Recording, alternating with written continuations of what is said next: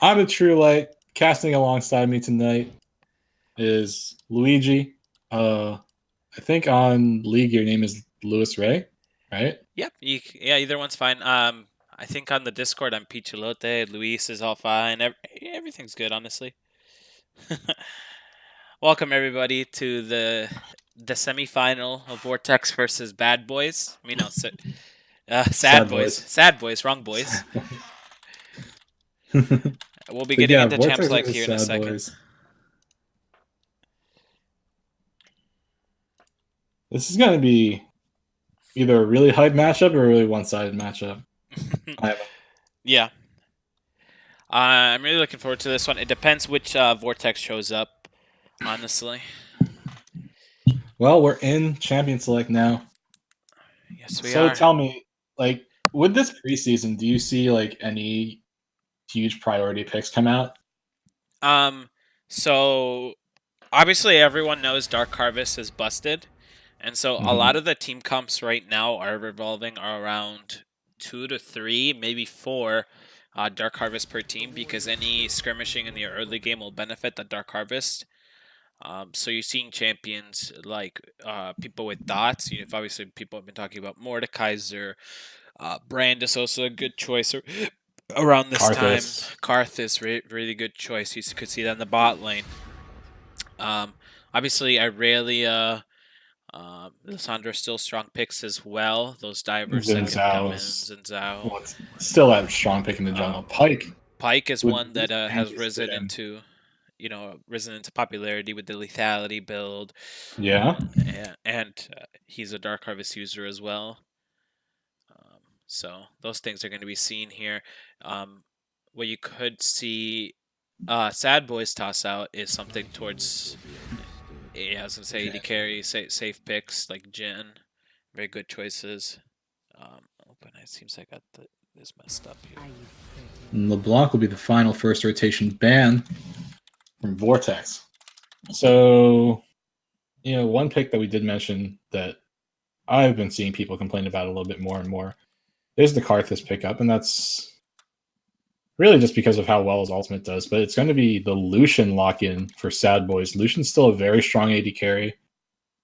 I've seen some Reddit posts talking about running Kleptomancy on him and how you can abuse the gold lead, but I think it'll be interesting to see if you.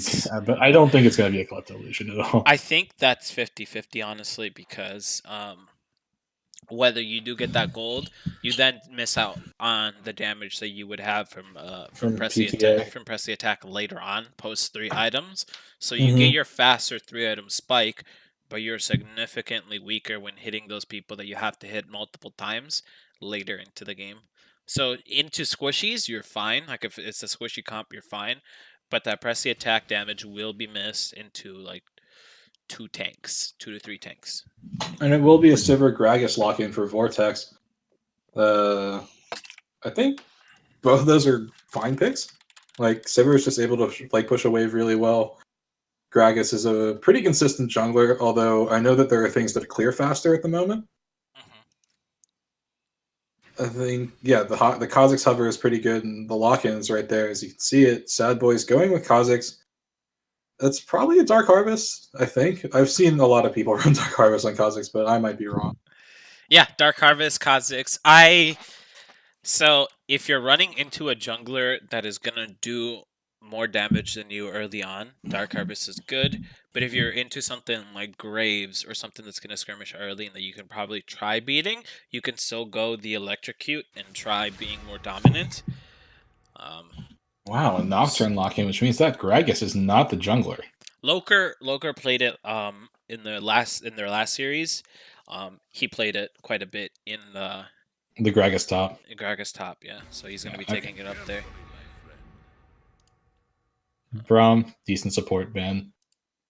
Even with all the attention that's been given his way, I think Braum is still a really high tier support that just performs really consistently, especially given how well he synergizes with Lucian with the concussive blows passive. Yep, that's usually that's a typical ban when it comes to Lucian being locked in and the other one not being locked in.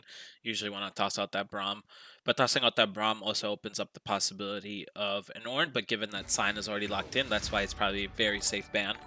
knowing that it won't be followed up with that.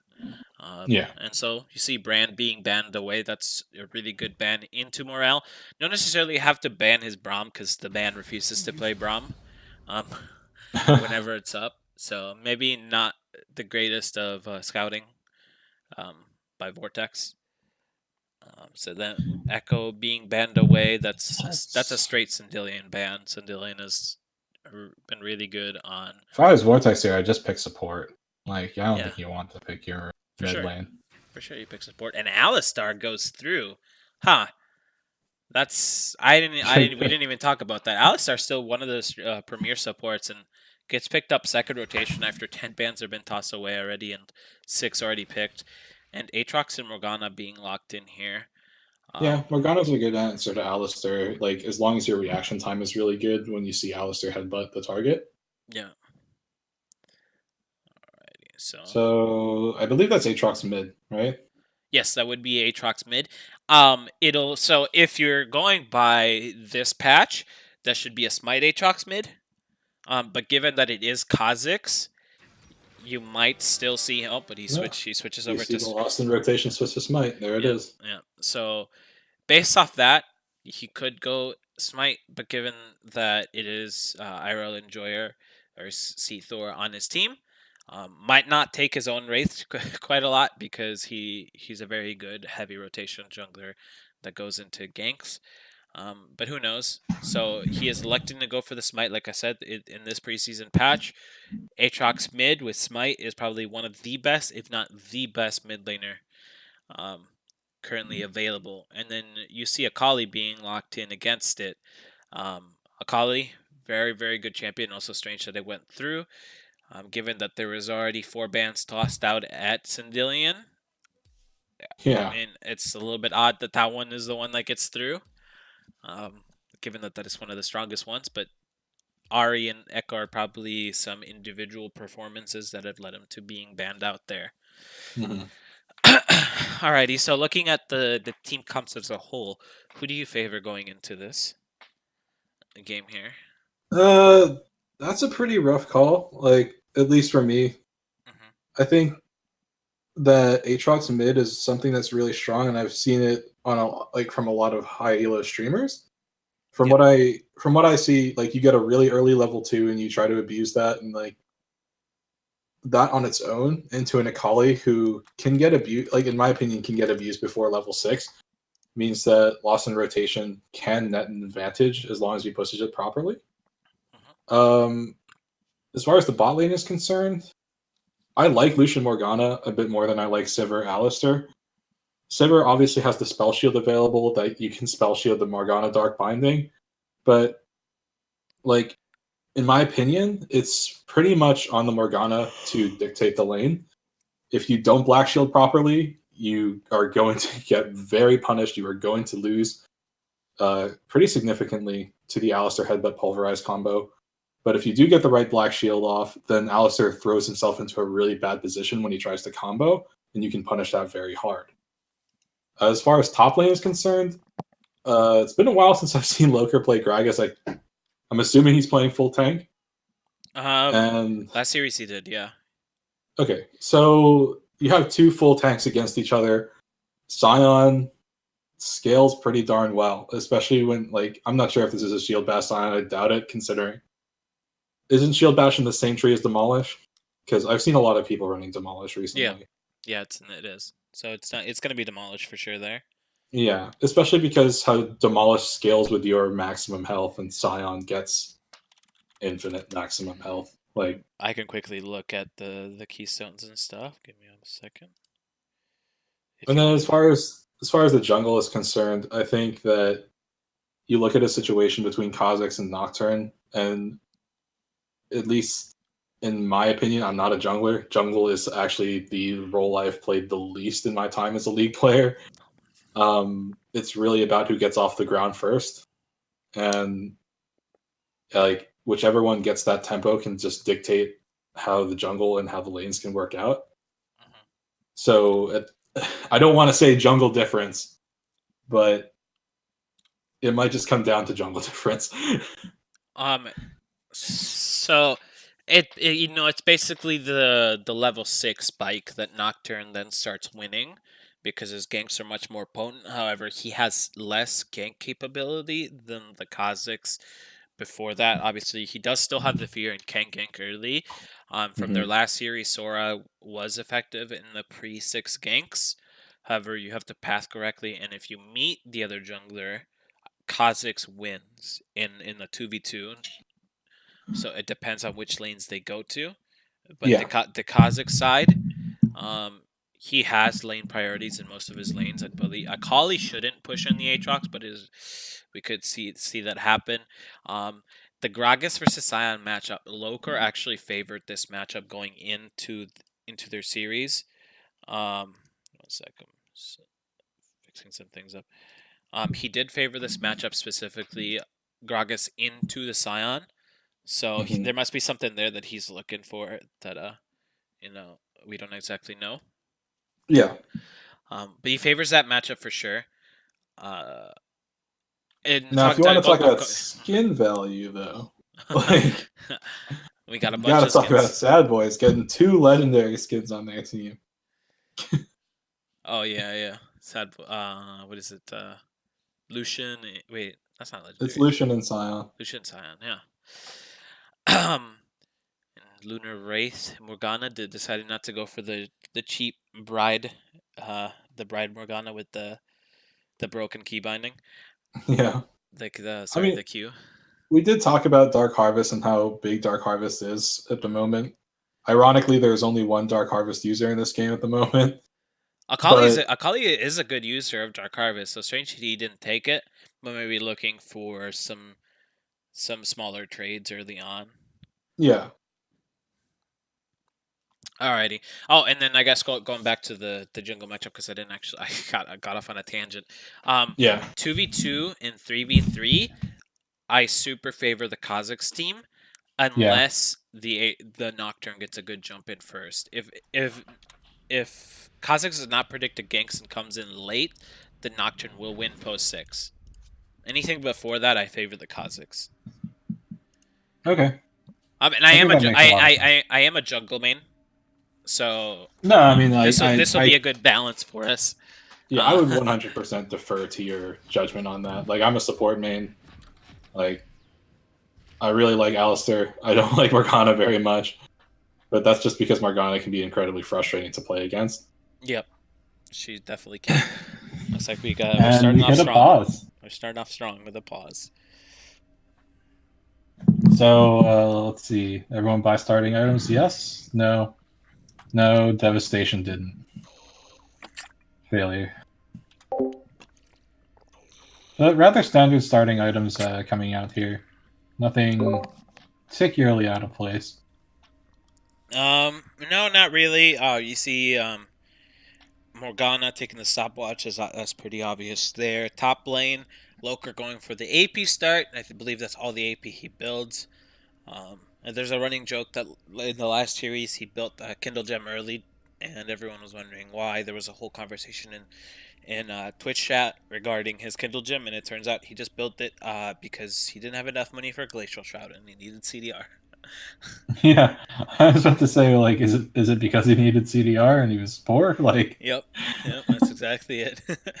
And he held it the whole game. By the way, that was pretty memey. All right, and then you see machete start from both junglers. Typically, that means that they're gonna start their red. That's usually what that means, and that's a pretty standard route. Sora, their last series versus Baby Shark refused to start red, but I think the best start for Nocturne, if you're looking, is red buff Krugs, chickens, and then keep clearing, and then maybe contest the scuttle, or if you have it warded, go to the scuttle that hasn't been taken yet. But because you don't want to run into a 1v1 with the Kazakhs. You definitely do not. He wins that every time. Yeah, because of isolation, right? The only way you win that is if you get the upper hand on him, and that's because his jump is not big enough yet that it outpaces your fear. So even if he jumps away from you, your fear will still be latched onto him, I do believe. Unless the Kazakhs that I've gone into have not done the full distance jump. But you usually can get the jump on him and you can kill him. But usually when you're farming through your jungle, you're not really sitting in bushes waiting for the other jungler, especially if you have things warded on early on with the 1 minute and 10 second ward they usually put in the pixel brushes lately. So the meta right now should not have the two junglers meet. If you see these teams warding, both teams should be putting a ward in the pixel brush so they know what their first jungler goes to get the scuttle. But some teams don't do that. They do a couple different variations of that. They put one in the pixel brush on one side and a deeper ward somewhere else. So we'll have to see how these teams play it out there. I doubt anyone's going to go for an invade, although Morale does like to aggressively invade on Morgana. So we'll have to see. Yeah, I mean, I think Morgana's, like, as long as you have Dark Binding and you land it, it's really good for an invade. But, like, overall, I just don't see the composition quite panning out for a really good invade. Unless once again, like, you have everyone commit to it. Yeah. Morgana lands a sick Dark Binding. You get that into Scion Decimating Smash and Aatrox, Darken Blade, I think it's called. Yeah, they have a very good level 1 skirmish, so you could see them go for it. However, I do expect the 5 point from red side, and they could easily block it. Looks like they're both pinging aggressively. Yeah. So I mean, there's a 3 stack on red side and a 4 stack on blue side. 4 stack on blue side. Kali might be no. Okay. She hasn't seen anyone yet. This is a typical stop to the 5 point because the Akali wants that ward. Someone wants that ward there. In the pixel brush, yeah. In that pixel brush. So you don't see Akali walking forward at the moment, though. No, you don't. But I believe the jungler should be calling for that ward at 110. And if they don't suspect anything, this could be trouble. Strangely enough, you do see no one mid lane. So I mean, anyone, really, if I was the Akali, I wouldn't want to be touching that because you have no vision of the mid lane or this pixel brush here because of the way they set up. And Akali's not walking for the ward there. Bless up. So he's saving herself. So Nocturne's gonna, he's putting the ward, 120, so a little bit later. Perfect. He's the 4-man. And he's refusing to do the red side start like he did last series, and they know it. Look, they know it. Based on their last series, they either watch it or they pre-plan this, but they know he refuses. That's really good homework. Yeah.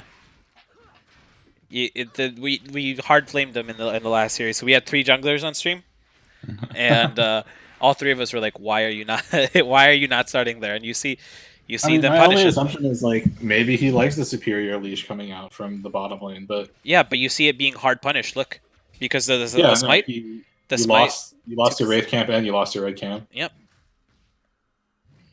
And even I know that's really bad. That is really bad. He lost half his side as a jungler that wants to clear till 6. Yeah. So Sora getting hard punished very early on here. Otherwise, you can see a Loker trade back with the body slam, have Corrupting Pot ticking down.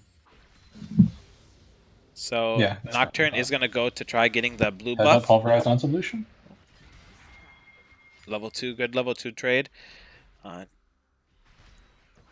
It's actually interesting that Morale is still level 1 here, but Devastation punishing properly, dashing forward, getting the piercing light onto iGlory. And iGlory takes a significant amount of damage. Yep. Alrighty. Oh, so you see another headbutt pulverized combo here. Kha'Zix is here for a gank. Flash come out from iGlory. I think Steve is down. There it is. First blood for that Kha'Zix. Yep. And a very good aggressive gank there, recognizing that he could do that as they were trading heavily. And, gets a nice little kill there and gets a stack on his Dark Harvest. It's going to go into the jungle. And you see, because they were able to take the red side, but didn't elect to go for the vertical jungle because they wanted to go for an aggressive gank. They do end up... Sindelian might be in a pretty bad spot here. Oh, maybe it's going to get turned down for loss in rotation. Knight ticking down, and Sindilion's going to be dropping to this Kha'Zix to the red buff. The fear comes through. Sora wants the kill, but he won't be getting it. Flash forward, gets the kill. Okay. Very good. Actually kind of surprising. Very good for Sora there, honestly. You know, gets his red taken and ends up leaving with double buffs. Actually comes off very favorable for him. Obviously, Kha'Zix does have 2 get kills now, but look at Nocturne's farm, and I believe they should be even on gold, or if not, just a little bit behind. Yep, just about a 50 gold difference. Yeah. Ooh, missed spell shield, but a good headbutt pulverize onto Morale in that situation. Means the Eye Glory gets to stay safe. Yep, and the Doran shield is only going to continue helping him with these heavy trades. Yeah, especially when Morgana puts Tormented Soil down. Like, the way Doran shield works, I believe, just means that you can just get a lot of health back. Yeah. Alright, so you see a is strong looking invade for here. The aggressive invade here. Oh, Sora could be caught. Jumps on, instantly popped, but now it's lost in rotation. Who's in a bit of a bad spot here, but Sindillion is potentially getting pinched on, along with Loker here. This is a 3v2, but lost in rotation is backed off. Gets the Darkened Blade proc coming down. Flash away out from Loker. Yep, trying to protect his team, but ends up, having to blow his flash anyways. Is gonna get the lane, I believe, right in front of his tower. So it's that was a really good read from Steethor here. Yeah, it honestly was. And a very good take. Looks like they are gonna continue to keep that chicken camp warded. That's gonna be very important going into the series. I don't know if you can look at that, but now they're gonna be defensively warding that because Aatrox wants to go take it every time on spawn. And if on the Vanitas, it's a bit of damage down. And you were saying? Oh, I was gonna say that Aatrox is. If Aatrox has practices at all, he's going to be keeping that Wraith timer and is going to be taking it on spawn every time. Body slam forward in the top lane from Loker, gets the cast down, gets a significant amount of damage off as he's zoning Vanitas away from the minion wave here. And Vanitas takes a lot of damage from that proc. Hextech Flash coming through from Steve. Doesn't go over the wall, instead goes to the side.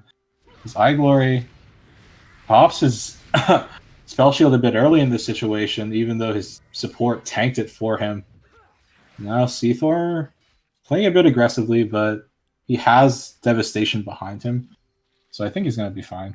Yep, I think what Steve was trying to do is you get an aggressive trade there so Morgana couldn't stay and keep autoing, because something that really good Morganas do is they like to auto-weave in between their abilities so they can get a lot more damage in. And Steve was close enough to death that if he didn't do that, there might have been a potential more aggressive play coming in from the Kha'Zix, even though he didn't have flash. Ooh, big trades coming in from Loker. Loker really favors this Gragas versus Sion matchup, as you can see here. And you can see it reflected in the CS differential as well. He's about 15 up against Vanitas in this situation. Yep. Sindillion might get pulled back in here. There's the third proc of the Darkened Blade. Lost in rotation. Takes a little bit damage back from the 5-point strike as he goes into the Shroud to stay safe. As this lane progresses, I think you see Kali being able to take over that a little bit more, but Infernal Drake spells good things for S.A.D.B.O.I.S, though. Yep, you see a 3-man gang coming in here mid. Infernal Chains misses onto Sindillion, but he does get the knock-up off.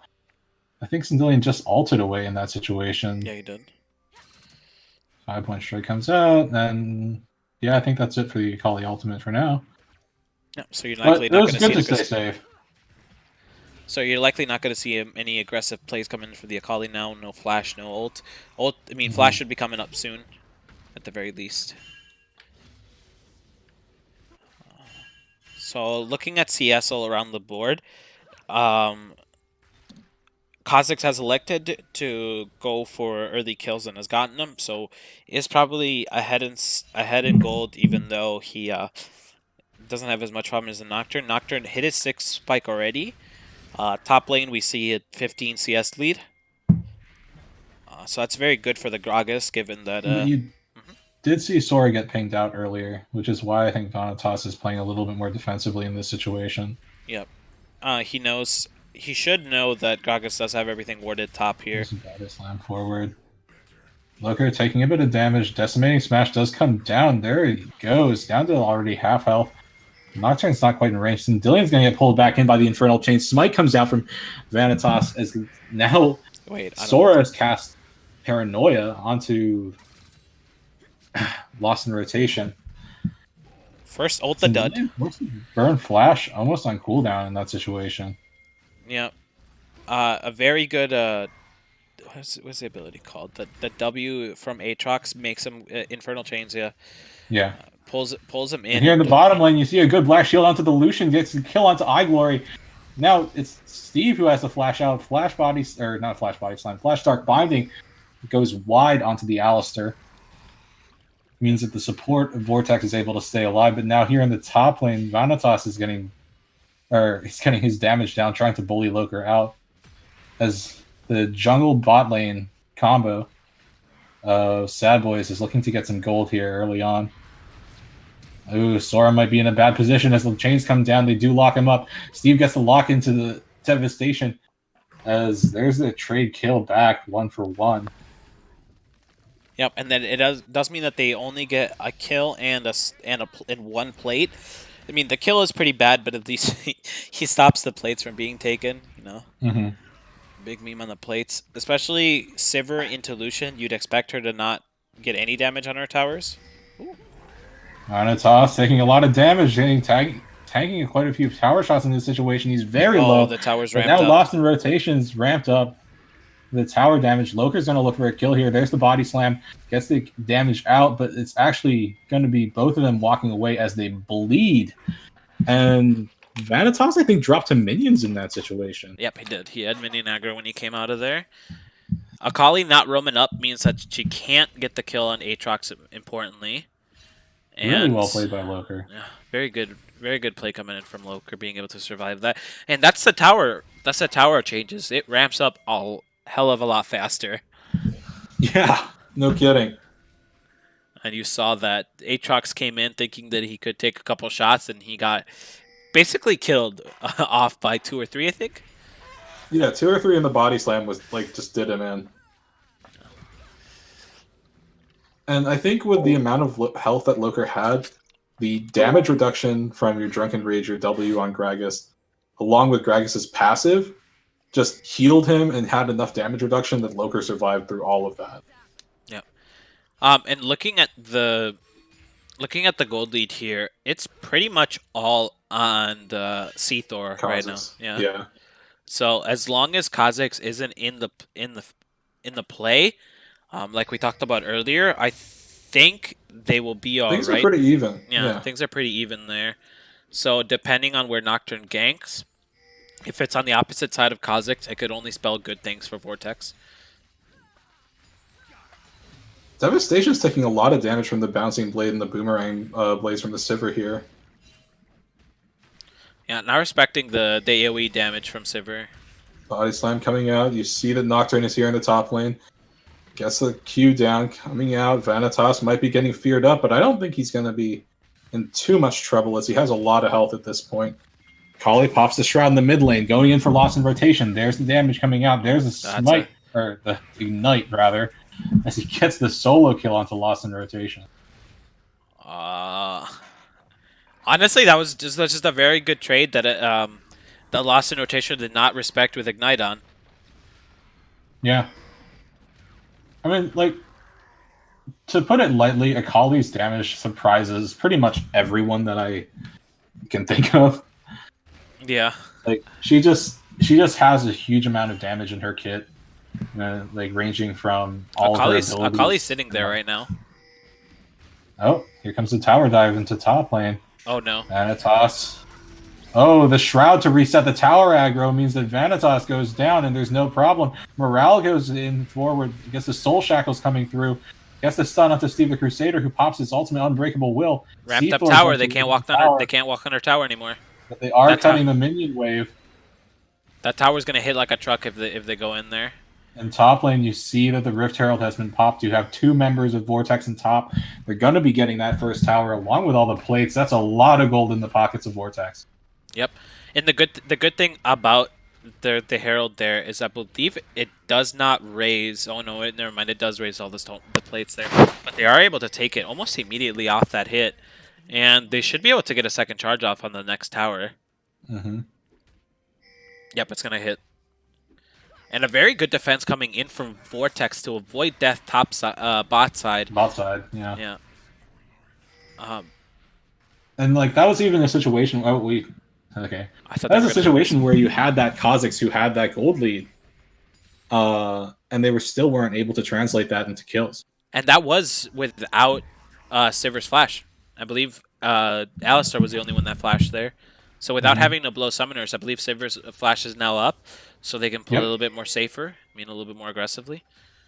Lucian's alone here. You might see a headbutt pulverize, but he backs off in time. 4-man coming in bot lane for Vortex here. They don't have anything warded, so I think they're respecting and they're backing off the tower. I think this is going to be a second tower for Vortex. You see Kha'Zix coming in here, but I don't think he wants to back up. I think he just wants to take the red buff, right? Yeah. Yeah, no, he does. You are seeing the gold lead for the Aatrox now. It's beginning to balloon now because he's collecting CS from the jungle. That you do see more CS favor towards him. Oh, flash having to be blown. There's the paranoia coming out here. Means that S.A.D.B.O.I.S aren't able to continue going onto Sora here in this situation. Tower goes down the bottom lane to iGlory into Loker, which extends the gold lead of Vortex to about 1k. Yeah. And even though jungles did trade ultis and flashes, it honestly was alright for Sora to be able to go in there because it distracted S.A.D.B.O.I.S long enough that they were able to Morale's in a bad spot here. Nice flash out from the headbutt pulverize combo. Loker takes a fair chunk of damage from the Lucian and the Kha'Zix. Sivir on side lane duty now. Yeah. Sindillion is not respecting how much damage the Aatrox can pull through here. He's just going to drop flash forward from Lost in Rotation. Probably unnecessary. That's that the red smite power there. Full wave clear coming through. Black Shield comes in a bit late, but it makes no difference as Loker drops the three-man here in the bot lane. That almost looked like a sick play coming in from Loker to be able to get the headbutt or the body slam off. Yeah. Yeah. Unfortunately, he had to use the ulti for the wave clear on that wave, and did not flash the Morgana binding, and so he pretty much got stuck in place and got gunned down by Lucian. And just off of that series of plays, as well as the towers falling, S.A.D.B.O.I.S have taken the gold lead back. Yep, and you also have to remember the fact that they do have two Drakes. So even though the gold lead right now is about 1,000 gold, with the Infernal and with the Wind Drake, they got stats worth up to probably 1,000 alone there. And it'll continue to grow as they get more items because of the Infernal. So their gold lead, even though it is a little bit over 1,000 right now, it's actually a lot larger because of the stats from Dragon. Yep. So I think my client's bugged out. It's not showing me the next dragon that's spawning. It is Wind Drake. Okay, because my client's entirely bugged out. Sindillion goes forward here. You actually see a lot of damage going to Seathor, but it's not good enough as Sora is the one who falls. Stun comes through onto Morale as he as he tries to throw out the Dark Binding, gets spell shielded by the Sivir. Lucian throws out the culling, goes forward, gets the Sivir down. That's 3 members down on Vortex in the trade for 1. Oh, but it turns out 2. Sindillion's alone here. I think he just has to get out. I think he can't get out. Ooh. That's an ace. So 2 for 5 in the favor of S.A.D.B.O.I.S. S.A.D.B.O.I.S chose to engage there, and they still ended up teleporting late to it. So that was S.A.D.B.O.I.S or Vortex chose to. I'm sorry, Vortex choosing to engage. Vortex, yeah, Vortex engaged, and they still teleported a little bit late. A little bit of a misplay, maybe some slight miscommunication from their team that led them to not being able to engage there, but it did result in them being outnumbered for almost the entirety of the fight, and a very good stopwatch ultimate coming in from Morale to zone the team regardless, so that they couldn't get in right away and drop Sora before anyone else could get in. So in terms of tempo, this game is starting to come away from Vortex's side. as the gold lead starts ballooning. 2 Cloud Drakes on the side of S.A.D.B.O.I.S means they're going to be moving quite quickly in this game.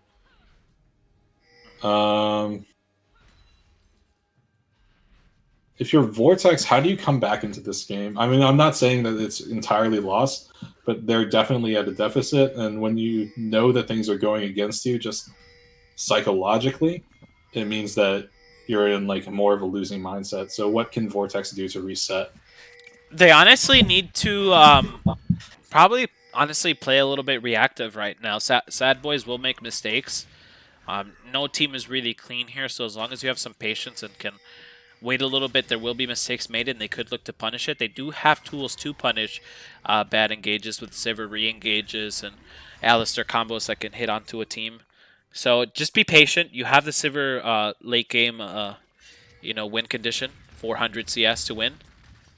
So just wait it out. Oh no. Oh, Loker.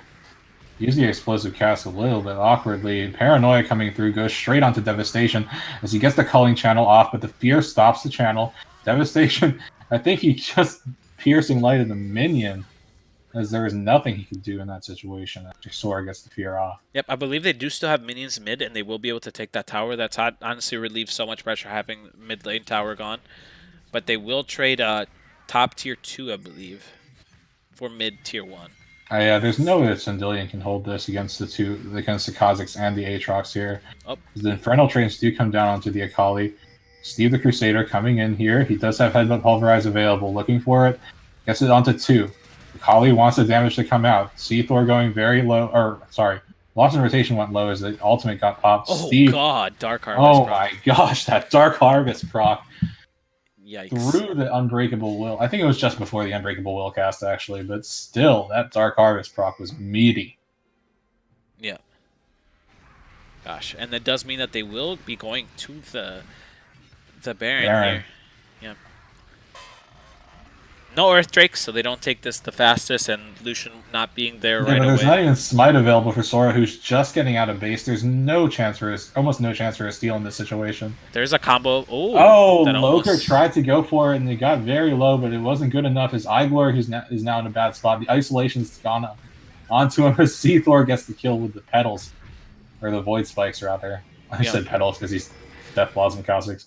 Yeah, this is confirmed a buff for Seathor because his Kha'Zix is one of the strongest junglers in the game right now, and he really likes that Kha'Zix. It's been his pocket pick for most of the season, and you're seeing it come out here and make light work of Vortex. I mean, he's got the wings, he's got the claws, he's got the ulti. There's nothing that Seathor can get stopped by at this point. Yeah. Alrighty, so. I mean, looking at this game. Oh, Sora, you're not in a good spot right now as he pops the Paranoia as he tries to get away. Not good enough, though. All right, game over.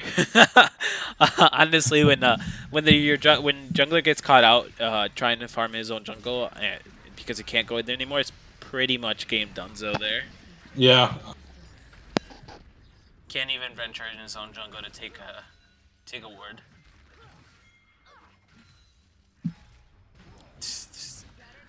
Yikes. Alrighty, so you see them here sieging mid. They're sieging S5. Dark Binding finds its way onto Loker.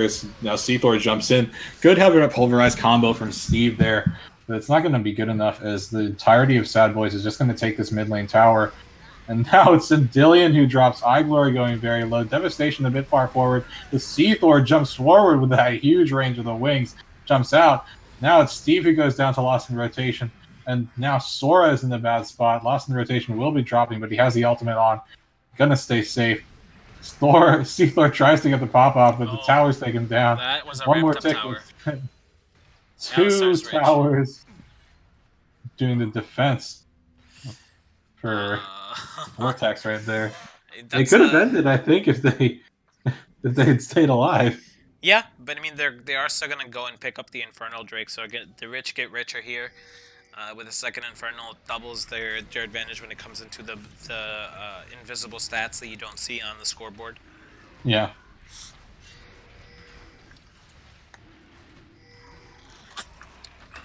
Sora maybe looking for this. He goes forward, but he ults the Sion, I think it was the only one he could see. He couldn't see the Lucian in the pit.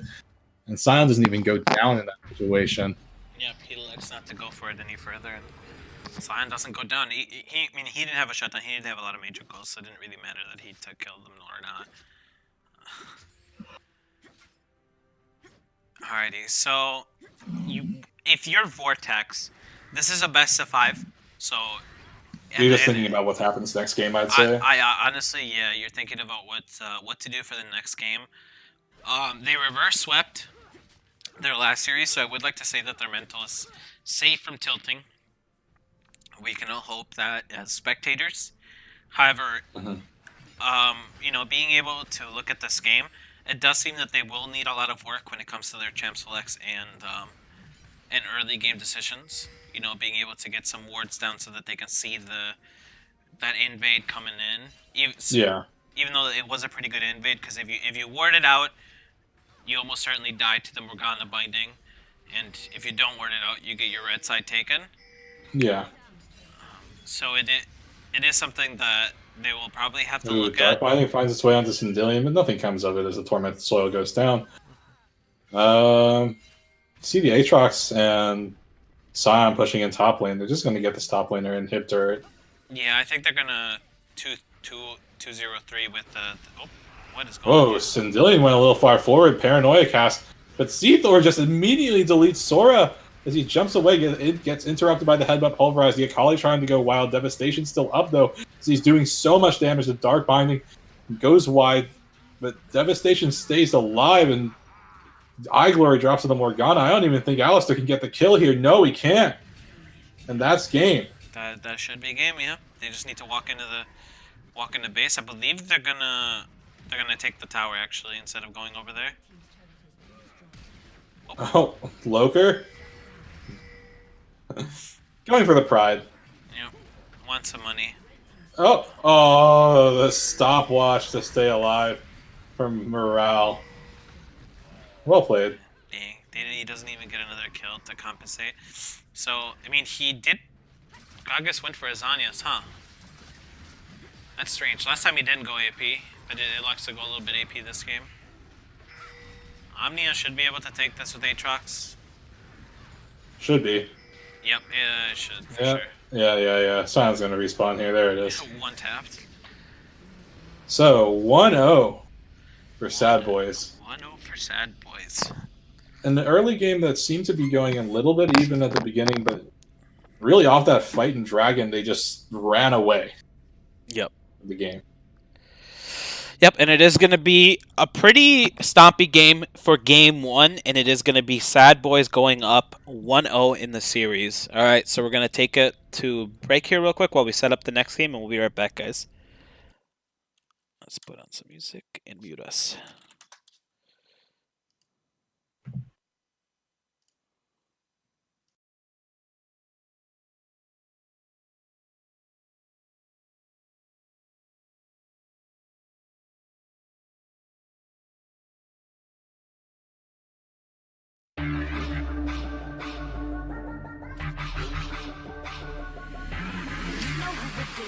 Come and run again. You wanna dose of this right now? It's I'm a goddess with a blaze. Story trouble na 이름 잊지 못하게 loud. I could take you to the top. 절대 멈추지 못해. 내가 끝내주는 bad yeah. And when I started talk that, oh you know how to react. I'm a picture perfect face with that wild in my veins. You can hear it in my growl. So keep your eyes on me now. 무엇을 보든 좋아할 거야.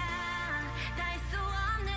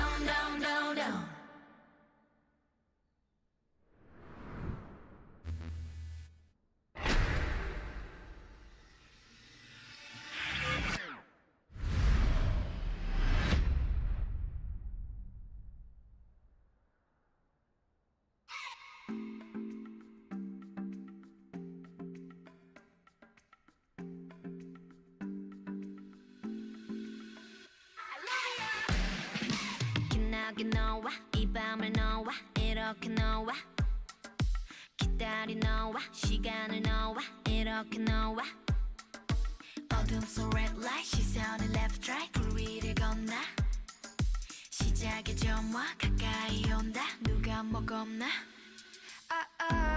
어디까지 더 깊이 빠져들지 중독된 향기까지 그렇게 뒤섞여버리지 그래 불태워버려지게 내일은 우린 없는 거야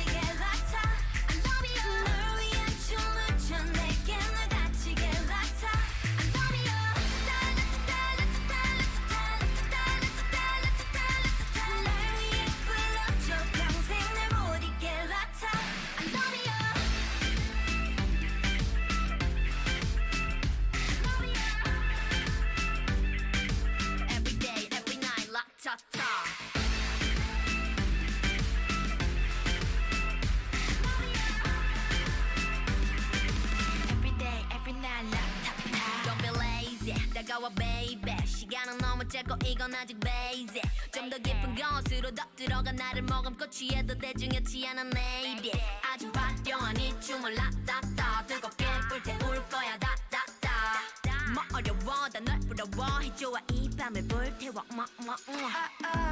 어디까지 더 그리 높아질지 이 밤은 아침까지 그렇게 또 미쳐버리지 그래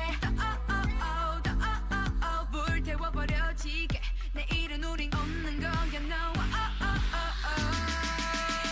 I love you 널 위한 노래를 깊게 더 빠지게 같아 I love you 널 위한 춤을 춰 내게 널 다치게 같아 I love you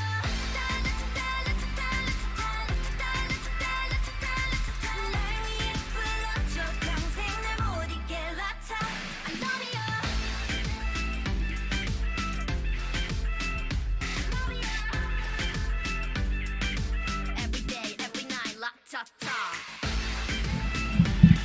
Okay, welcome back, ladies and gentlemen, to Season 6. We're about to get into Season 6 semifinal. What? Get some dopamine, boys, okay? Get some dopamine, baby. Okay. Season 6 semifinal between Vortex and S.A.D.B.O.I.S. S.A.D.B.O.I.S having a dominant Game 1 between against their opponents, rather. Vortex looking to strike back. They have switched sides, which means Vortex is now on blue, S.A.D.B.O.I.S on red. Let's see what adjustments S.A.D.B.O.I.S can make, both in terms of their champion select and maybe their early game, to amend the grievances that we noticed in that early game. My fellow caster is getting the stream set up, so once again, I'm TheTrueLight, just waiting for this champion select to start.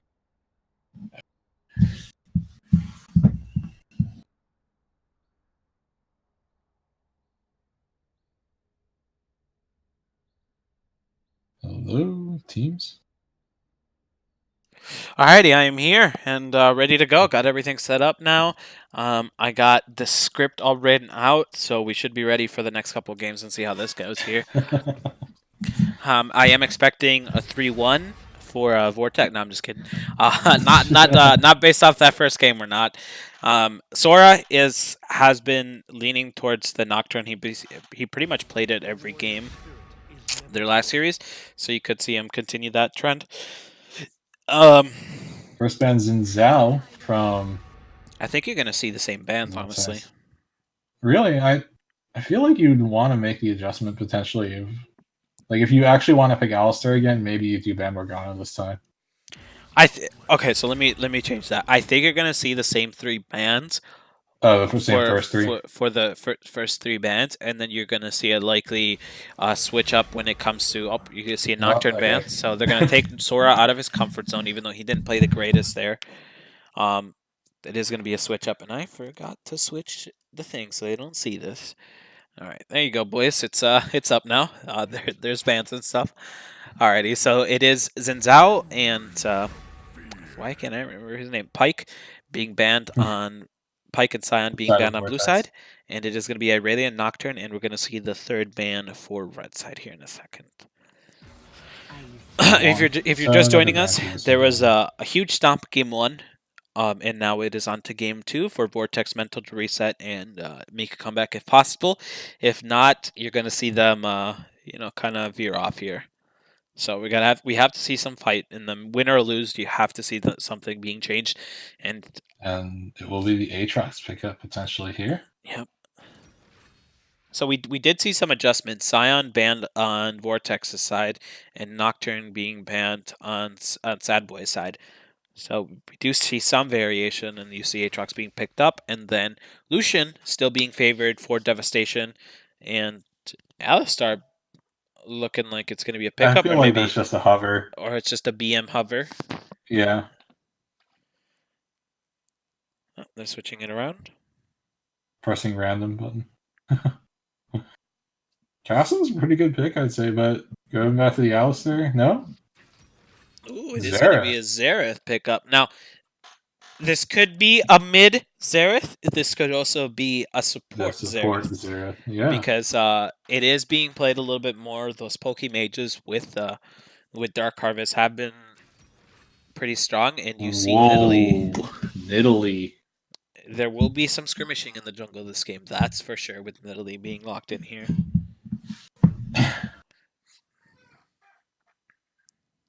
No, man, this is where you see the spear from downtown steal the first blue buff. You could likely see Kha'Zix being picked up again, honestly, against the Nidalee. Oh, yeah, I agree. And so that's a Jarvan hover. Camille's also up. You got a couple interesting hovers. Not some of the ones that I would favor into Nidalee. But it will be the Camille lock-in. It will be the Camille. Huh. Interesting. Okay. So that is still a flex pick, however. It could go top lane, it could go jungle. Go jungle. You have seen Omnia being favored for tanks. So it's more likely to be a jungle pick, but you don't quite know. And it's the Alistar ban this time. Yep, they decide to get rid of it, even though the other side hasn't banned anything. So maybe if they ban Morgana, then they could elect to ban Alistar in their 5th ban, but elected not to do that. Just ban out the alley anyways. Something that Steve the Crusader is comfortable on. And again, you see the Braum once again being banned out. I mean, as you mentioned, it's not something that Morale tends to play very much. So I'm kind of surprised that you do choose to go for the Braum, despite the fact that, it's a Lucian pickup. Yep. So we'll have to see how these bans go out for it to play out. So we do see the same 80 carries. Saver versus Blitzcrank. Huh. That's a really interesting ban. Does Steve the Crusader play that, or is that just kind of a throwaway ban? Oh, you can always check. I'm checking right now.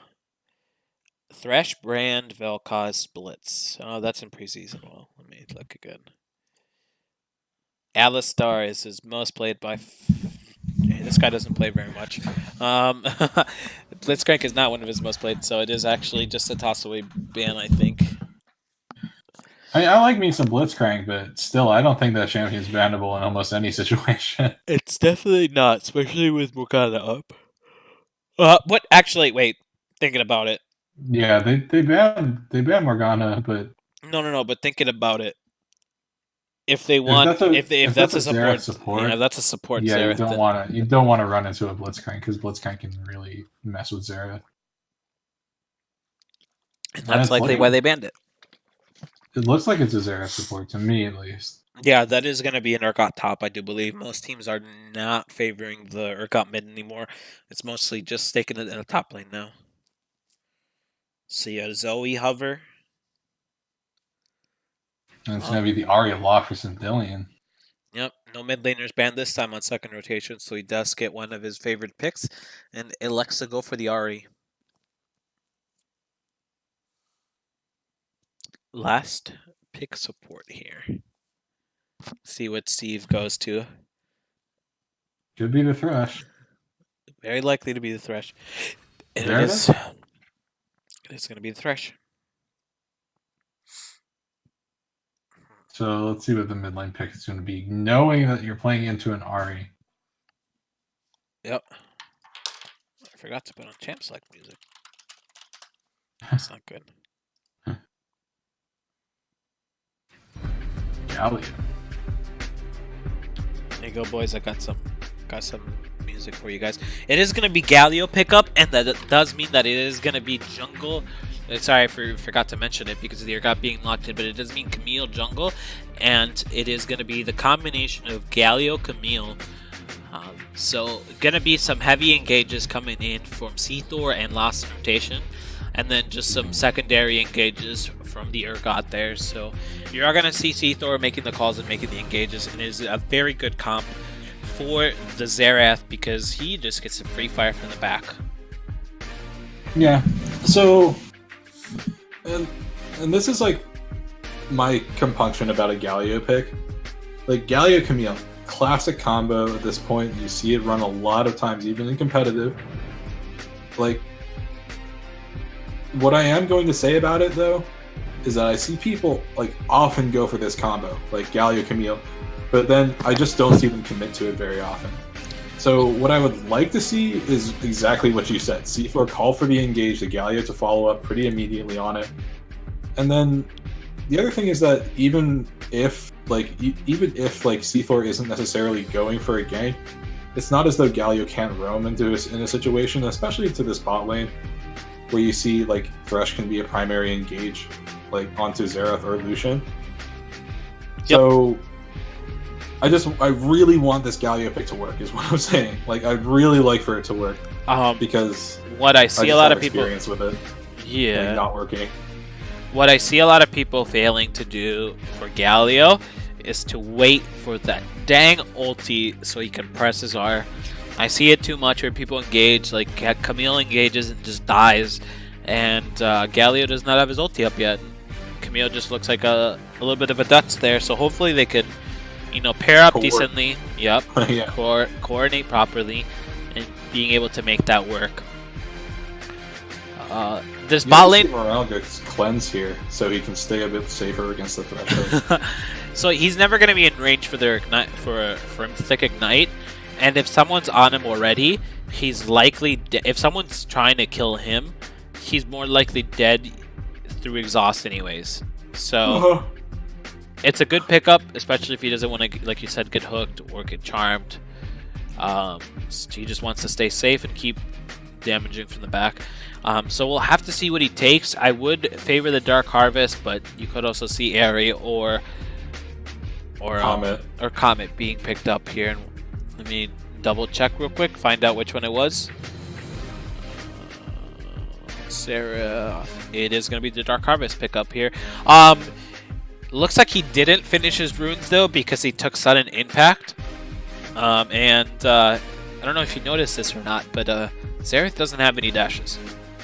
But he does have flash. That's a blink. You're right.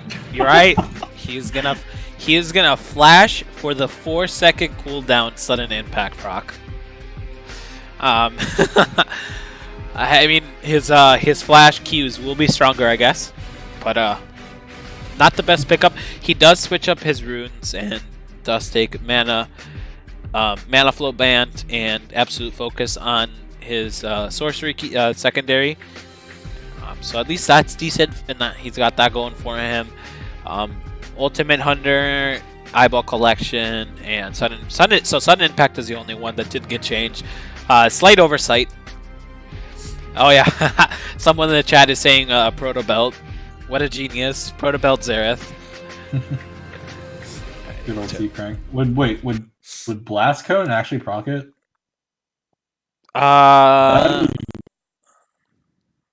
That would be interesting. That would be amazing if Blast Cone proc. That would be certainly interesting, but I don't know if it will. Okay, so this time, more Dark Harvests. Three times as many Dark Harvests. From 1 to 3. Yeah, that is correct. Yeah.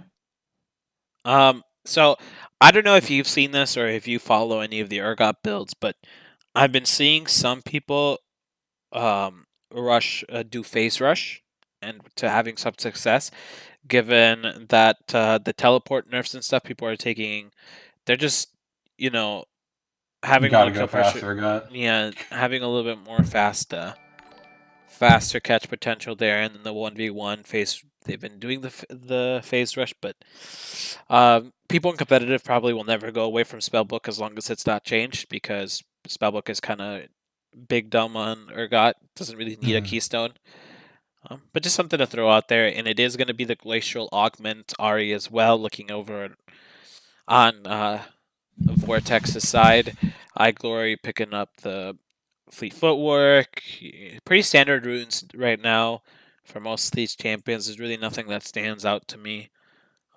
Loker taking probably Dark Harvest is probably the one that would stand out the most. But given that he is top lane and heavy trades go on while champions are low in the top lane, makes sense to me. Just thinking about it logistically, doesn't seem like he will run into many problems going with that keystone there. Probably more benefits than there are negatives there. Okay. So hear me out. This is a terrible idea. Okay, sounds good to me.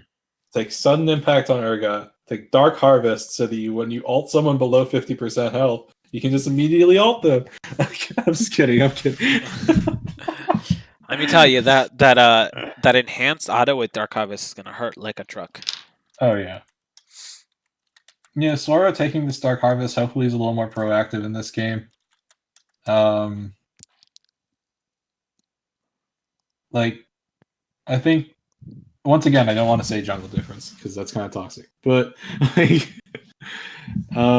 C-Thor really controlled the jungle incredibly well last game, and I really want to see the adjustment from Sora to play it out a little bit better, especially the early game. So hopefully there is that, change for the jungler Vortex here. Yeah. He did play aggressively when it came to the ganks early on the Nocturne last game. So you would expect to be able to see those aggressive ganks coming in from him on Nidalee. But it'll depend on how his jungle clear goes this time. Hopefully he doesn't get half his side taken this time. Although he did go and take the blue side while Kha'Zix was ganking, but still fell behind in the early game to the good pathing from C-Thor. So we'll have to see how this goes here into this game. The main focus that I probably want to look at is bot lane and see just how Morale is able to put pressure onto Steve the Crusader and iGlory with his Qs and stuff. Any good poke will be good, but assuming Sivir goes D-Shield and obviously it's got Fleet Footwork, his damage could be pretty much nullified there. Well, we're getting into game. We'll see what Sivir starts. I mean, I very much assume it's going to be D-Shield facing all the potential harass from a Lucian Xerath lane. Yeah. Mid lane, given that it is Glacial Augment, there's really not a lot of damage to come for against loss in rotation. So that's going to be pretty much a wash there. I don't think anything's going to come. And we have a pause. Fun stuff. Apparently, Sora's having a mic issue, or apparently he's not even connected. Oh yeah, he's not even connected. Look at that. He's in the middle. Yep. So that's not good. Hopefully he gets in here.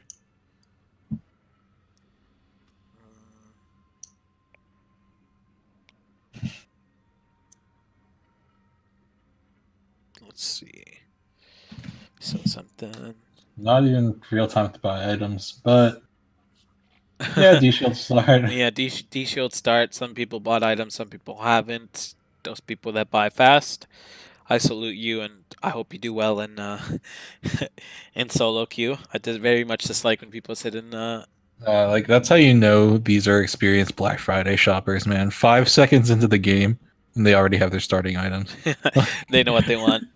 Well, when did you did Black Friday shopping? No, I wasn't able to. I was traveling in New Jersey. My family does the midnight shopping thing on Thursday night, right? And this year they decided not to invite me because last time when we went we essentially we got there at 11, and the shopping, goes to like 3 in the morning.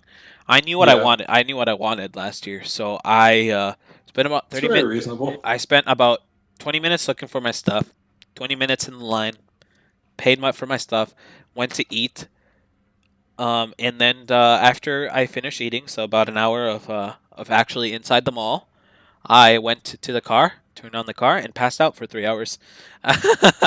And they woke me up when they got out of the store. So there was like, I just went in, got what I wanted, and got out. And no, but there's nothing wrong with that. They were mad at me for that. They were like, "Why didn't you come and hang out and walk around the stores?" I'm like, I didn't want anything else. If I could, you literally no. Like, so the part of the gimmick with Black Friday shopping is that it inspires people to impulse buy because they just see the deal and they're like, "Oh, that's a great deal." They don't think about like whether or not they actually need or want the item. Like, you did the exact opposite. You were like, I know what I want, I'm getting what I want, and I'm leaving. And that's the right mindset that you have when you're shopping. Yeah, I don't fault you. I would have, like, dude, like, go Black Friday shopping with me. Like, I guess they spent this year. They went about smart, so they went to a big mall. And they were telling me about it, and I saw a couple of their Snapchats because I usually go with some cousins and stuff, so we usually run the same age group. Every store that they went to, immediately when they walked in, one of them stood in lines because there's big lines. Stood in line, and they all went to get their stuff, and they would just give it to that person. And then once one of them was done with their shopping, they'd go in and trade places, and then they'd hold all the stuff, and then the other person would go and get all their items. So they always had someone bookmarked into the line so that they could pay for everything at the end. So they shopped smart this year at the very least. Yeah, like, okay, that's good. That's good. Yeah, but I apparently Sora has a patches client, so if he got the patch that we got. Yeah, I'd assume so. Yeah. Kind of strange there. So let me put on some music while this is going on. Let me see all chat actually before I. Yeah, they're still talking. All right, I'm gonna turn on some music here and mute us for a second while we get into this.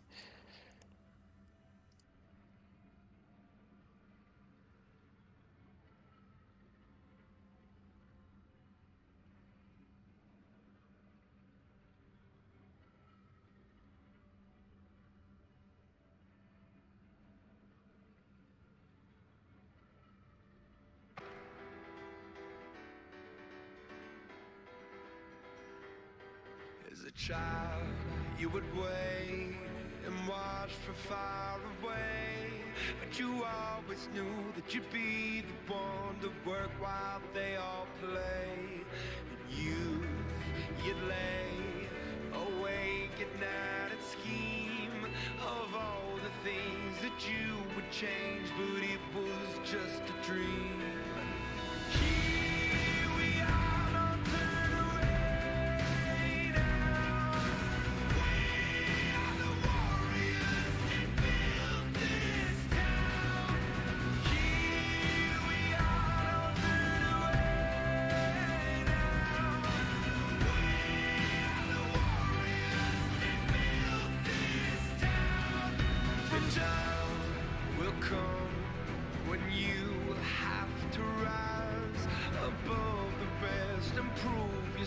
Your spirit never dies.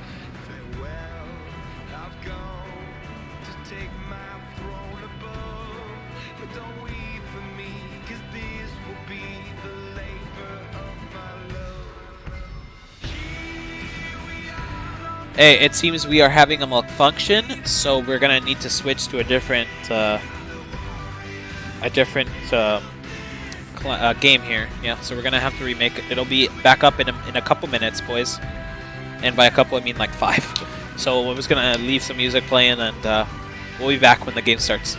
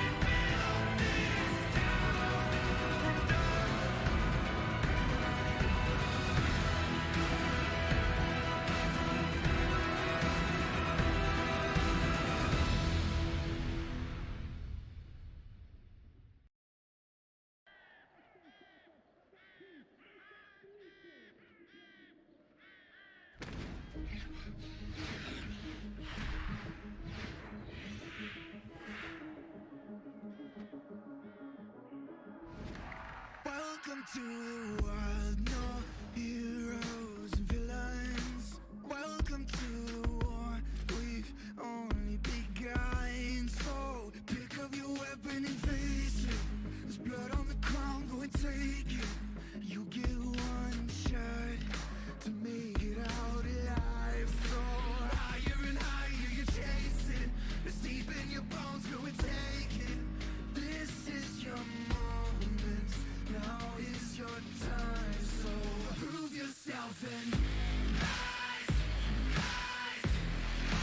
Make them remember you. Push through heaven. Rise, rise. They will remember you. Welcome to the climb up, reach for the summit. Visions brave, the one falls, steadily the end. So higher and higher you're chasing. It's deep in your blood, go and take it. This is your moment. Take to the skies, go. Prove yourself and rise, rise. Make them remember you. Push through heaven. Rise, rise. They will remember you.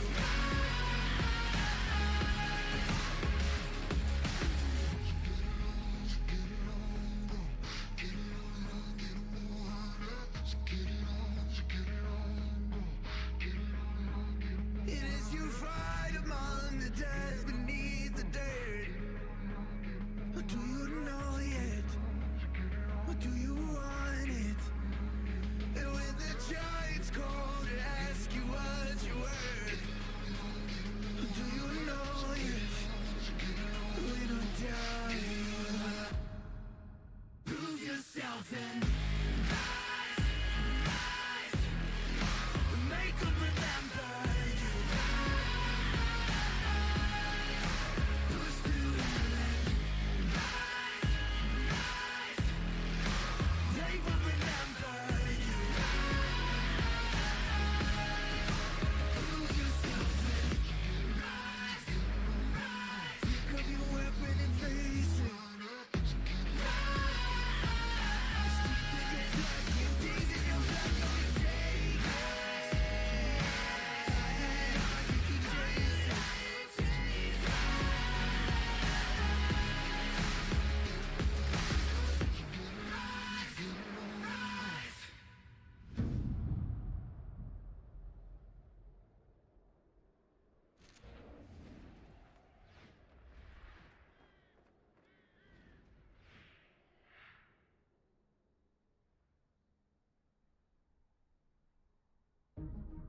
This is everything. The glitch mom, Mako, the word of love.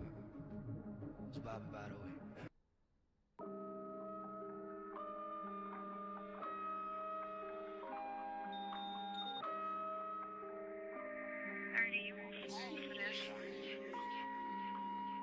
Gucci flip-flops, fuck it, hit your bitch in massage. This a big watch, diamonds dripping off of the clock. Pull the 6 out, winter time, dropping the top. Give it to they pussy ass, turn this shit up a notch. Let's get it. Welcome to the world, no heroes and villains. Welcome to the war, we've only begun. So pick up your weapon and face it. There's blood on the ground, go and take it. You get one shot to make it out alive. So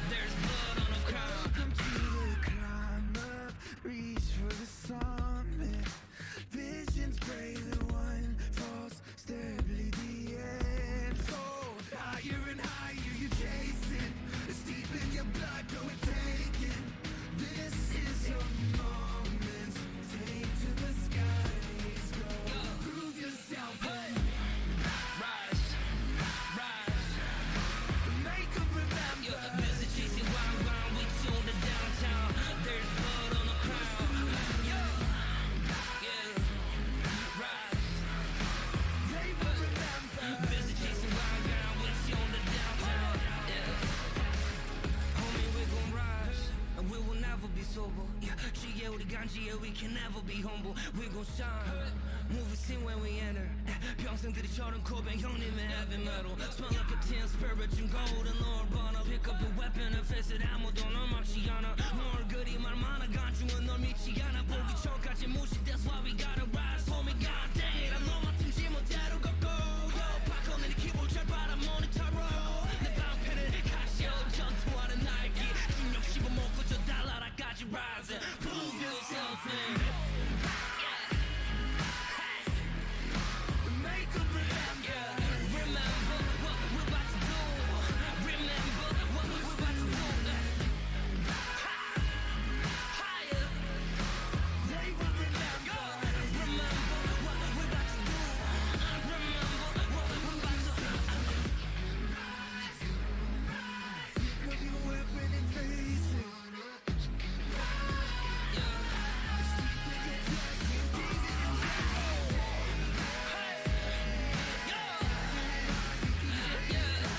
Busy chasing while I'm gone with you on the downtown.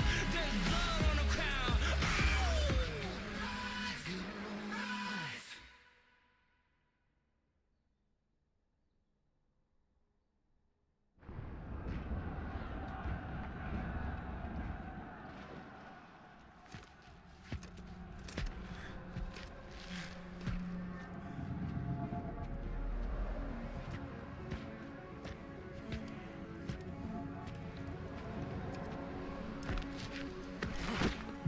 Tell me where do I go? Tell me where do I take us? Your heart is starting to slow. May the water be safer as I dive in. Bloodstains washing underneath the waves. A beat reaching out to keep you safe. As we fall, I can't hold on much longer. We're drifting down to the other side. Try to pull us under. Keep holding out for the other side.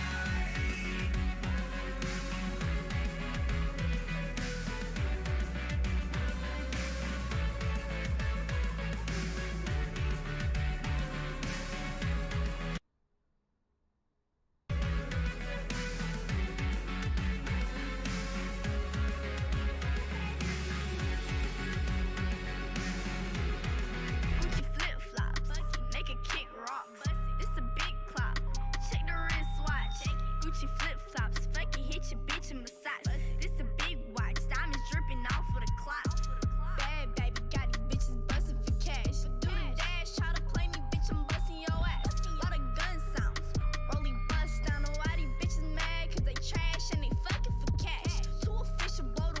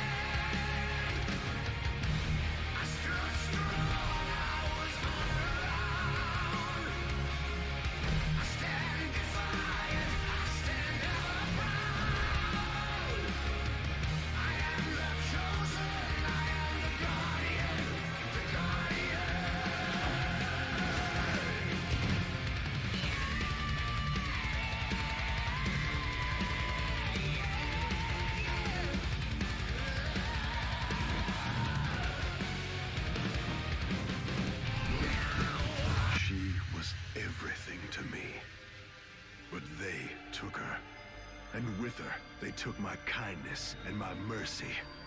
That was their mistake. Because now, all I've got left is a cold heart. They thrive on doubt. They feast on fear. These wretched abominations blight this world, and every last one of them will perish by my hand.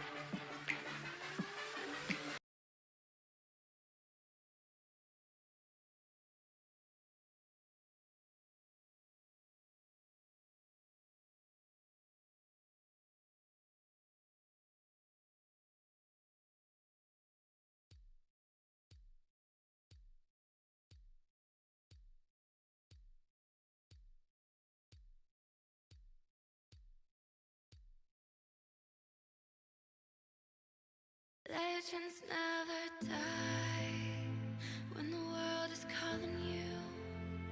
Can you hear them screaming out your name? Legends never die. They never lose hope when everything's cold and the fighting's near. It's deep in their bones, they'll run into smoke when the fire is fierce. Oh, pick yourself up, guys. Legends never die. Legends never die. Legends never die. Legends never die. Legends never die. They're written down in eternity, but you'll never see the price it cost. The scars collected all of their lives. When everything's lost, they pick up their hearts and avenge defeat. Before it all starts, they suffer through harms to touch your dream. Whoa, pick yourself up, guys. Legends never die. Legends never die. Legends never die. Legends never die. Legends never die. When the world is calling out your name, Begging you to fight.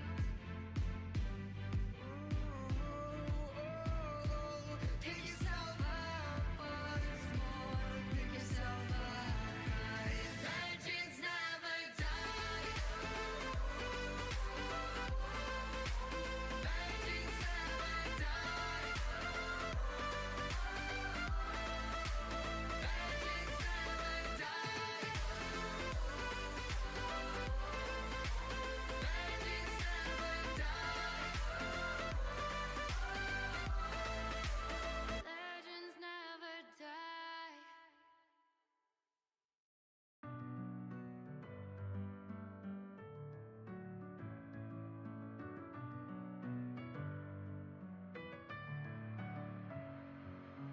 Messing with my head again.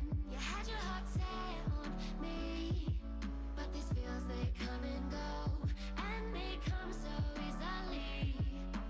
Tell me what it is about you that I can't forget, but you're breaking down my walls again just to set me free.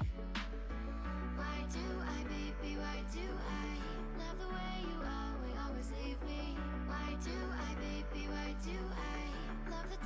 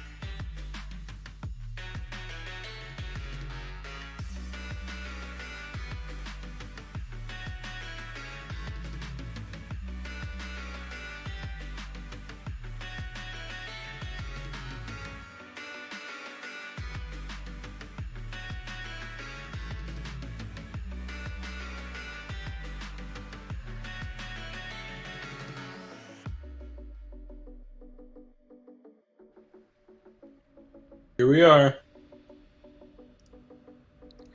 All right, ladies and gentlemen, we are rolling in. We are finally into this game here. We're going to get game 2 underway. It took a little bit of a while, honestly. Kind of took my energy. 45 minutes. Casual 45-minute wait for this damn game. But we are underway here.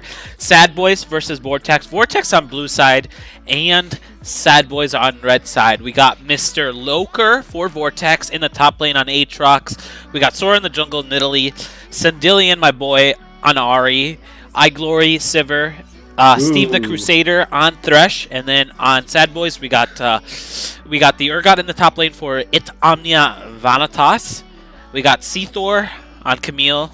We got some heavy poke coming in for Morale here.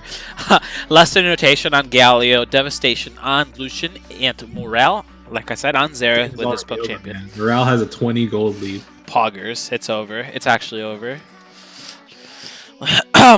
So it took quite a bit of time for us to get into this game. In fact, so long that I forgot that the music was still playing. So that's muted now. All right. We will be letting up here. It is going to be a 5-point, no shenanigans this time. Sora, I believe, is going to be starting. Red? Yeah, red. No, wait. Yeah, red. Okay, I was going to say, like, I saw a ping on to Raptors, and I was like, really? I think I've seen it. It's possible. I think with Nidalee, but who knows? Yeah. So it is going to be red side start for both jugglers here. Yep. It's going to be red start, which means you could see an early gank coming in from Seathor on mid lane, although that should be warded out, but they don't have any wards there. Might be Camille looking for a level 2 gank here. Yep, Seathor looking possibly. Strange that no one wards that out when you know it's a very strong. There it is. Fails the flash. Misses the stun. Still gets quite a bit of damage. Still gets quite a bit of damage. Wow. Yeah, if that stun had come through, Sandillion would have been dead for sure. Yep. Forced to pop his health pots, but even then, stays relatively healthy after the health pots go down. I would have maybe liked to see him only below 1 health pot, considering Ahri does have that Q passive that gets a decent amount of healing through the waves. Yeah. So it looks like they are invading for the chickens. Oh, Hook finds his way onto Morale. He doesn't get the cleanse off. Throws out the stun. Dude, the Crusader taking a lot of damage. There's a Dark Harvest proc for Morale in the bot lane. So a good thing Devastation did is he actually zoned off iGlory as Thresh was going in, so that he wasn't able to get some damage, and then they traded back into the Thresh. So Thresh actually, with a good hook, ended up actually falling lower than anyone else in there. Yeah. Nice dodge. Good dodge here. Oh. Ooh, but Steve the Crusader's in a bit of a bad spot. Seathor comes in here with the sweep. The hook goes wide. Ooh, that hook could have been so good. Oh. But no. If that hook lands, man. Yeah. Now Lost in Rotation gets charmed up. Gets a Glacial Augment down. Taking a lot of damage. Forced the Justice Punch away to safety. Oh. Filled the... Oh, but here in the top lane, you see Sora coming in here. He has the Javelin available. Hits a minion. The minions are running away. The minions are blocking it. The Vanitas misses the stun, gets the slow off. Loker is very low. Fight. TP coming in from the Galio. Now it's on the Vanitas who has to flash under tower. As Lost in Rotation wasn't able to cancel that TP. Looking for a little bit of a stun here, but with the Idol of Duran, but he misses. Javelin finds its way onto Lost in Rotation. Oh, wait, I don't think Sora should have gone in here. I don't think Sora wanted that. I don't Justice Punch for the CC. There's the Winds of War. There's... Oh, but Loker able to keep his jungler safe. Yep, Loker, importantly, missing about like 2 waves of CS under his tower there. Or not under his tower, but I think through just the cannon minion being there. So this is actually a ton of XP. Still only level 3 to Omnia's level 4. And probably going to be behind on XP for quite a while. You okay? What did he do? Oh. No, he almost died to Grom. Oh, I was watching top lane. Oops. I was about to say. Yikes. Let me turn the camera back on. Alrighty. You see Steve the Crusader possibly looking for a roam here. He will spot Lost in Rotation out. Gets the flay off. Ahri is coming. Lantern's up. There's the Lantern. Oh, the stun goes wide. That's Steve the Crusader getting taken up. So much damage. Lost in rotation. Has Ignite ticking down. One more hit will do it. There's his first blood for Sendilian in the mid lane as Steve is running away from Seathor as the Javelin goes wide. Seathor does not find the stun as the hook also misses. Whoa. Morale? Huh. I'm not sure if Sora is just like super aggressive or if he doesn't know Nidalee that well, but I don't know about this Nidalee pick honestly so far. Not liking it. I'm not liking it too much. Hasn't hit a spear that's counted, and I'm not entirely sure here. A good roam though from Morale does pick up the trade kill for S.A.D.B.O.I.S when Ari was looking to engage with a good thresh roam there. But Vortex did get what they want in terms of getting that first blood down. That is and it was true. only a 1-for-1. That is true. And it also meant that iGlory could not get any CS bot lane. Oh, Steve missed the hook, which means iGlory is going to go down. One more auto will do it, and there it is. The shield from the Lantern not good enough to keep him alive. Yep.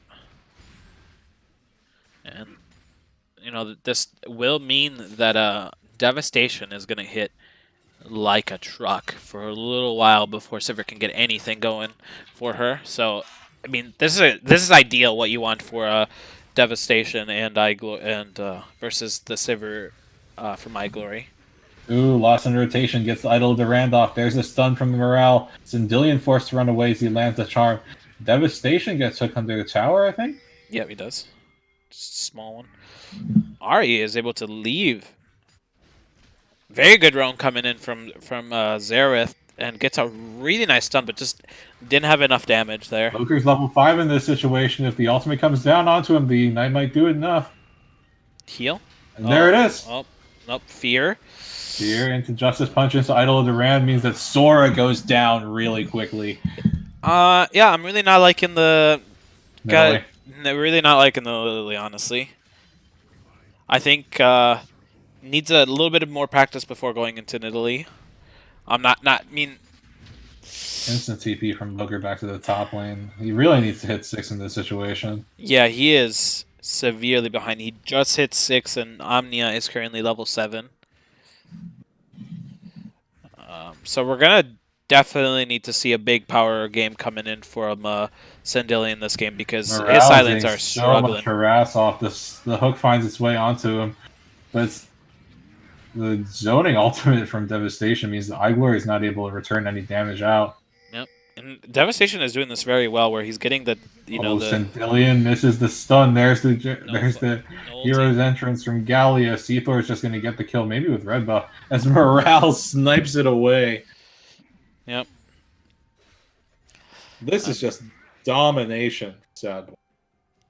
Yes, it is. Honestly, it's looking very, very sad here coming in game number 2 for Vortex. Loker pops the ultimate. Infernal Chains goes down, but Omnia Vanitas able to dash away from it. As I think Loker is in a bit of an awkward spot now that his ultimate's expired. But Vanitas has no mana. Omnitas has no mana. Nidalee is topside, but not looking topside towards a gank. This is where he spellbooks into Clarity to get the ultimate off onto Loker. Oh, that would be unfortunate for Loker. That would be a tilter. He does have enough mana now. There it is. There it is. But he needs like 2 more autos. One more auto.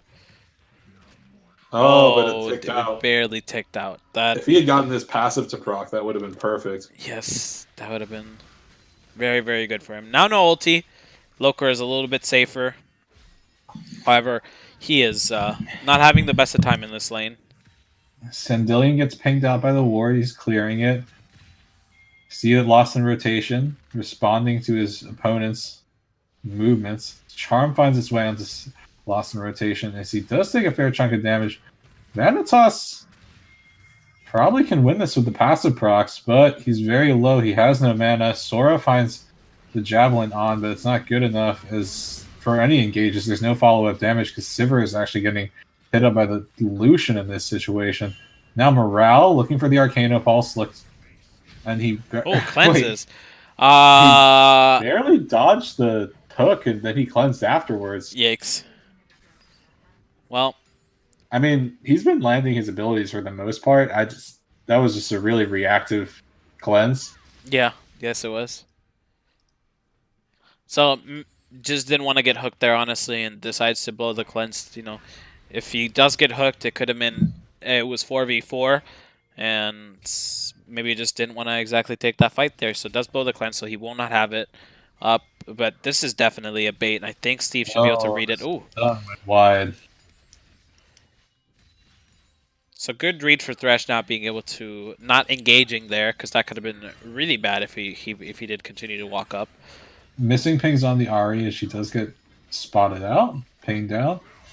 There's a good shocking orb, but it does get spell shielded by the Sivir, which means she gets some mana back, stays safe under tower. Things have kind of slowed down, which isn't Vortex's favor at this point. They don't want to keep losing very quickly. Yep. Alrighty, and so looking at the state of the game, it's honestly not that bad for Vortex yet. Obviously, the kills do have a heavy advantage towards S.A.D.B.O.I.S, but Eye Destruction, auto attack means Morale gets more mana back. Yeah. The CS isn't bad. Terrible. No, it's not. Comparatively, at least, obviously, the numbers. There's a shocking orb onto Steve. Steve has nothing available as Devastation nabs the kill after the Arcana Pulse comes through from Morale. Eye of Destruction finds its way onto Eye Glory. That was a Dark Harvest proc. That was a meaty Dark Harvest proc already. Yeah. Morale misses the Arcana Pulse. He's in a bit of an awkward position here. There's the hero's entrance from the Gallia. Finds its way onto Sora. Alright, and the Arcane comes through. 2 kills for Morale. And this is looking ugly already. It's very ugly now. This is very grim for Vortex. It's now... Oh, that's a great Hextech ultimatum onto Sindillion. There's nothing you can do in this situation, as Morale is unstoppable, picking up another kill with the Arcana Pulse. And they are funneling the kills onto the Xerath. So even if he is support, he's actually got a ton of gold. And this top lane Loker is getting really beat up. Ooh, and a very good ulti actually coming in for Vanitas. So a little more damage will do it, but Loker is able to flash away to safety. Very good ulti coming in from Omnia to chunk him out so that the ulti doesn't last and he doesn't get the biggest of heals. Nidalee is here. Sora, Javelin goes wide, throws down the trap, doesn't get anything off. Sora almost gets stunned up. If that stun lands, he might have died. Me knocked back here. All right, so Omnia is having a grand old time here in the top lane against Loker. But Hookshot finds its way into Sora, does get stunned up, but he's able to get out to safety. Sweeping leg. I'm not sure. I don't think that's what the ability is called. But Sweeping blade, I think it's Sweeping blade. Yeah, it sounds a lot better than Sweeping leg. Yeah. Sweeping leg sounds like a kung fu move. Let's see. What is the name of it? Tactical sweep. We were both off. Just a little bit. Well, I mean, we knew it was sweeping something. No. Alright, so looking at the status of the game, bot lane, very big. Rest of the map, also decent. Oh, Charm went wide. Javelin goes wide. Yikes. You know, they really need to be landing these abilities. For sure. For sure they do. Turret plating has fallen off, but, you know, S.A.D.B.O.I.S are almost at a 6k gold lead. Stun and tactical sweep miss onto Loker, so he's able to stay completely safe. And I gotta applaud Lost in Rotation and Morale here, especially for that dive in the bottom lane, or semi-dive. Like, that's exactly what I wanted to see from the Galio. He's not, being conservative with his ultimate. He's coordinating with his team. Morale's able to go forward, and Galio's just ults him. Kind of baits the bottom lane in. Yeah, that was going to say, that was more of, them baiting and engage there for the Galio ulti, because, Morale shouldn't really be the one getting ulted, but because of the way Thresh got engaged it left it pretty open for Galio to be able to free engage. Now, Urgot in the bot lane. It looks like they're swapping, yeah. They got the tower. They're not really prioritizing the Windrake. Yeah. So they do switch it up here. Well, I think they matched because I didn't really pay attention to it, but it looks like iGlory and Steven went up there first. Let's see what Morale has right now. He has an Oblivion Orb, a Lost Chapter, Sork Shoes. He actually has as much gold. He has more gold than his mid laner currently. Yeah, he has. I think he has as much gold as A.D. does. Okay, no, he's like 500 down, but still, he has more gold than his mid laner, top laner, and jungler.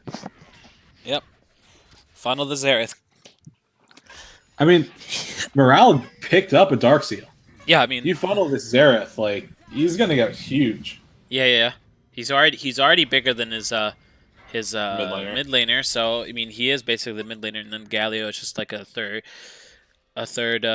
support, I guess here, or not a third support, but a third secondary engage or whatever. Nice hook into the cleanse. Sora is in a really bad spot now as the culling comes through right of the arcane getting channeled. Sora goes down to Devastation.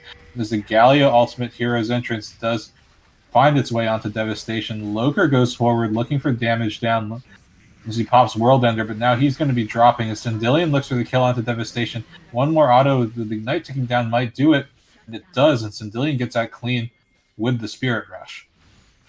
But the rest of S.A.D.B.O.I.S are still looking for her. The damage will come through, and there's the kill for the Urgot. Yep. And it honestly might be another game where they go next here. Looks like it is going to be mid tower going down. iGlory does push up top lane, so they can't take all three outer towers quite yet. And it looks like they are going to go pick up the Windrake and then go reset. This game is looking pretty much done for red side. They have they have a 6K gold lead at 17 minutes. Yep, and their comp is mainly a mid game focused team. So I mean, they're gonna have like 2 items before I think blue side picks up their first. I think at this point. Yep, Black Cleaver almost finished for Lucian on the secondary item, and currently Aatrox doesn't have Black Cleaver completed himself yet, where Lucian should be able to finish it here soon. So it's looking pretty grim, honestly, for this game 2, and they should be mainly focusing on keeping their mental strong and prepared for game 3. They could obviously still make mistakes, but it is a 7K gold lead. Yeah, it's a long road back in for Vortex, even if they wanted to win this game. Yeah. And I'm sure, I'm not saying they don't want to win this game, but like you said, I would probably be thinking about what can we do for next game to make sure this doesn't happen again. Yeah. I mean, it's. I'd honestly probably say, if you're gonna early pick a jungler for your jungler, pick a jungler that you can do more things with in the early game, because I think Sora tried making plays like he was on a heavy ganking jungler that could gank with assistance from his lanes, but they set it up very improperly. You saw that his first gank in the top lane where there was like a triple minion wave and he was trying to gank there. Oh, but Arcano Pulse into the combo finds its way onto Loker, who's forced to pop World Ender to stay alive. iGlory getting taken down by the culling, maybe able to flash away to safety. That was a lot of action for no kills, but still. Yeah, that was comes away with and that's honestly one of the best scenarios possible for Vortex. For Vortex trying to get a catch here. They were able to read it though. S.A.D.B.O.I.S were able to counter it, as well as Devastation kind of popping off onto the Sivir. And I think where he is right now, Devastation can just run rampant in this game. He does have the Ignite ticking down on him. A lot of damage coming through. Steve hooked a minion instead of looking for Devastation, but I'm not sure if it would have mattered or not. He had I think he was trying to find Seathor. Who knows? Ari there. Ari will rush into the GLP. Will get the kill with the Q. Devastation might be going down, and he does shut down in the favor of Sindillion. Sindillion picks up big money there. Big money. Wait, I don't think Camille had a shutdown. No, Camille didn't have a shutdown, but so Lucian just did with a Just a 600 Lucian, gold yeah. shutdown. Infernal Change finds its way onto Morale, but he gets pulled back in despite the blast code. Loker looking for the kill. It finds a knockup. And here comes the Idol of Duran. Morale flashes away to safety. There's the ultimate from the Urgot. Loker is in a bad spot. There's no way he can catch. Now lost in rotation. There's the slow coming out from Eye of Destruction. Now it's the Arcano Pulse work. Now Morale is just dominating in this. Oh no. Everyone getting desperate. Obviously, Ari was able to do something with her desperation of engage there, but unfortunately, Aatrox is not able to pick up the kill and ends up going down. That's not what you want to see. So it is going to be the Sindelian show if they want to get back into this game. However, they don't really have a tank for him to be able to stand behind and kite.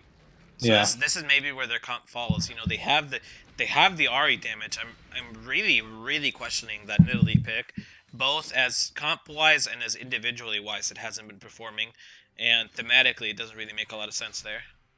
I mean, I think that Sora tried to make proactive plays, but the moment he misses his javelin, it's so much harder to pull the gank off. Yeah. Oh, Morale gets charmed up, forced to burn the cleanse to stay alive. Sindelian goes back in with the Spirit Rush as Seathor is very low. There's the hero's entrance coming in. Galio finds his way back into the fight as the Right of the Arcane gets channeled as well. Double kill for Devastation. Yep. Weaving in and out of the fight and gets a couple kills there. They'll be going for top lane, and it looks like they could pressure that tier 2 in the top lane. Javelin finds his way to Devastation. Is a big scary right now. Forward actually made that Javelin do less damage. Yeah. Dash Morale. Right into it. You heard it here, Sora folks. Can't do anything here. Yeah, just dash into it, man. Just dash into it, boys. Wait, did that spear do any damage to Galio? It didn't even break the shield, I don't think. Yeah.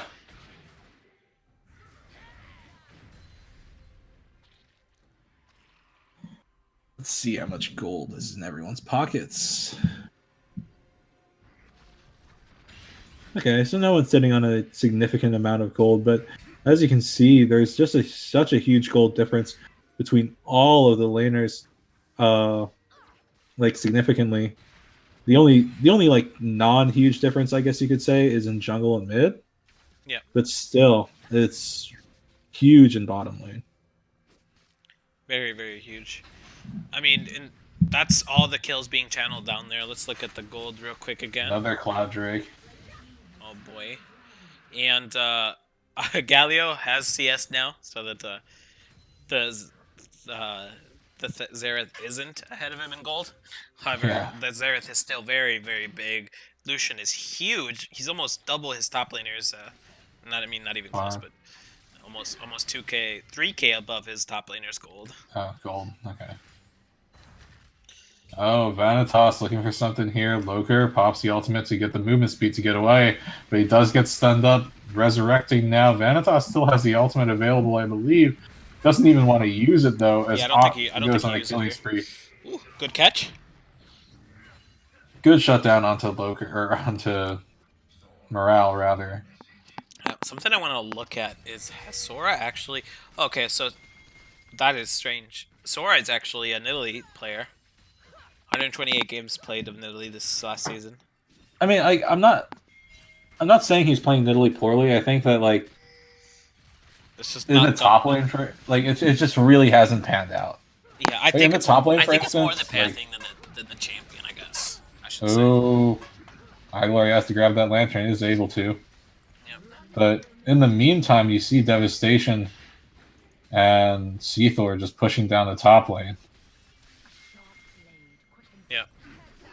Ooh, Iglory taking so much damage from that Winds of War proc. I think As Charm finds its way onto Omni of Vanitas. He's slowed up. No ulti though. Wants the kill. There it is. But this time you see this time you see that S.A.D.B.O.I.S has started up Baron. They're gonna back off from it. As Morale does so much damage with his combo. Yeah. You can't really walk into them right now at the moment. Not with the their lineup. Loker is on fucking on poverty right now. He's so low gold. They are gonna get mid here. I really like taking mid tower when possible. Oh. iGlory could go down. Oh, that's a really good dodge on the charm. The Sindillion will be dropping here. Oh no. Hook finds its way onto Seathor, Ignite ticking down, but it's not good enough. And now it's the rest of Vortex running for the hills as the top, mid, and support are down. Yep, all their... Oh! Arcano Pulse finds Sora. I think they will go for the... Baron here? Yeah, they will go for the Baron. They're just clearing some vision before they go over there. Making sure they can't be TP'd on if at all. And they're going to be... And like you said, like, this is a Sindillion show for Vortex. Like, they're doing their best for Sindillion to, like, be facilitated, but the moment Sindillion goes down, the rest of Vortex just collapses. Yep, and this is part of, like, them not having the best of comps to be able to protect him. This is really not a comp at all, to be honest. The Thresh, Sivir, Ahri makes sense to me, but their top side doesn't really make sense for what their threats are. Like, you ideally want to pick a tank for Loker, and you should be picking a tank for Sora too, but it doesn't seem like they favor that playstyle, and electing to go for some fighters to try making plays of their own, and they're getting punished, honestly. They don't really win that 2v2 there. Omnia versus Seathor, and I don't know, strange chap select, I want to say. Oh, Sandillion taken so low by Morale as the ultimate from the Urgot finds its way onto Sandillion. The right of the Arcane going out as well. Sora, I think, got just hit by one of those, taken so low. Or not low, but taking a huge chunk of damage. Yep. Bottom lane, you see Devastation pushing that inner tower. Does nab it for himself. Yep, I think they're just taking everything right now before pushing into the inhibs. Ooh, nice jump away from the stun from Sora, but even though it's a nice jump away, you just don't want to be in the spot that your team is in right now. Oh boy. Vortex are trying to clear, but they really don't have any wave clear outside of the Sivir. Sivir or Ahri, and Ahri was down. Sivir was chunked. Oh, there's the stun onto Loker. It does find the... Engage the coming combo. in here. Galio. Naka finds its way onto Steve, and Loker drops to the culling. Shocking Orb finds its way onto Sora. Loker not having now Morale gets the Arcano Pulse off for the kill. Oh, gosh. This is looking like it's going to be game... Morale! Flash forward for this Eye of Destruction kill onto iGlory. This is game. This is just game. Yep, I think so.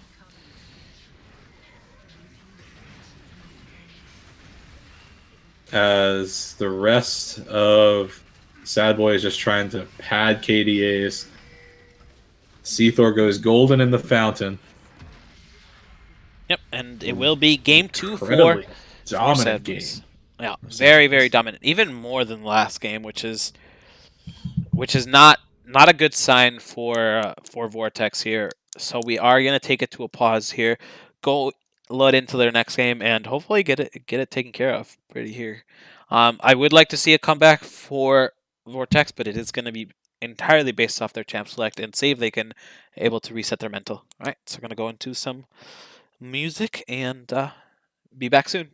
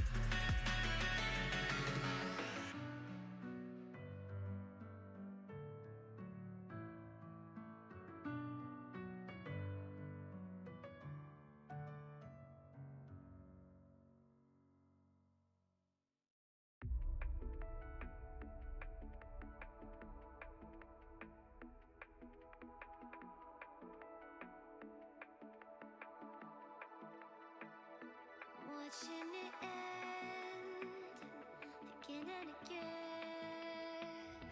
I feel it in waves, you follow me, drifting to places I should leave. So close to the edge of something so perfect.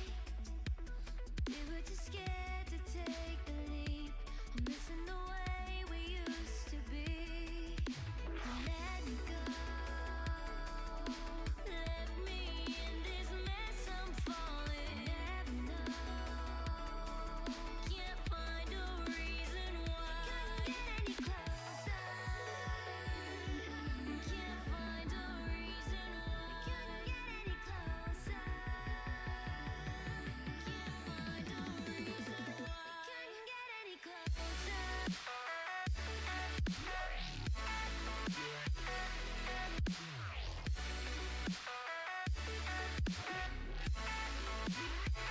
Couldn't get any closer.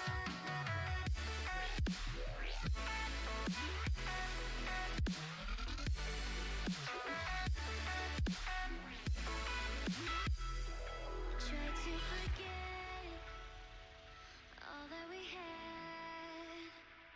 I'm rolling like water in the sea. The memories crashing into me. So close to the edge of something so worth it.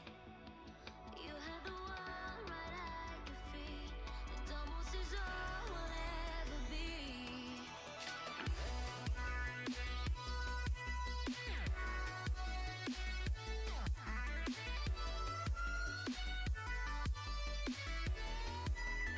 We can't get any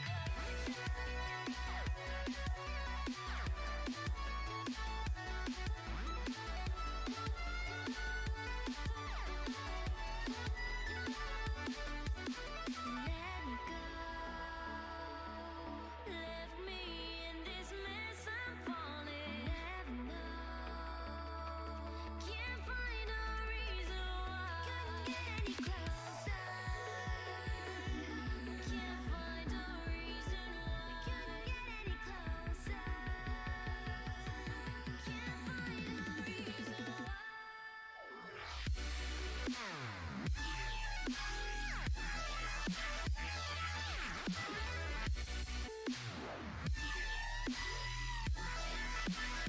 We couldn't get any closer.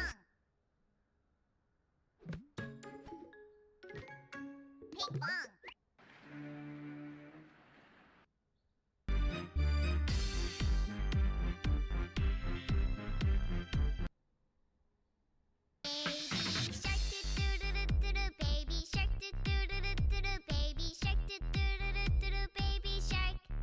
Mommy shark doo doo doo doo doo mommy shark doo doo doo doo doo mommy shark doo doo doo doo doo mommy shark.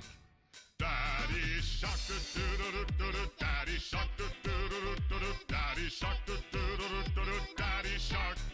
Grandma shark doo doo doo doo doo grandma shark doo doo doo doo doo grandma shark doo doo doo doo doo grandma shark. Grandpa shark doo doo doo doo doo grandpa shark doo doo doo doo doo grandpa shark doo doo doo doo doo grandpa shark. Let's go hunt doo doo doo doo doo let's go hunt doo doo doo doo doo let's go hunt doo doo doo doo doo let's go hunt. Run away doo doo doo doo doo run away doo doo doo doo doo run away doo doo doo doo doo run away. Safe at last doo doo doo doo doo safe at last doo doo doo doo doo safe at last doo doo doo doo doo safe at last. It's the end doo doo doo doo doo it's the end doo doo doo doo it's the end doo doo doo doo it's the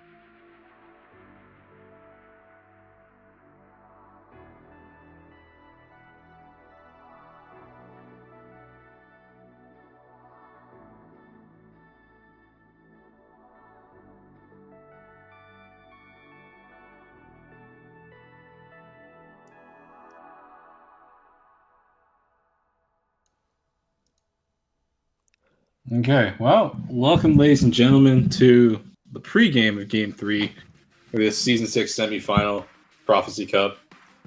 Going into it, it looks like we're going to have Vortex once again on the blue side and S.A.D.B.O.I.S on the red.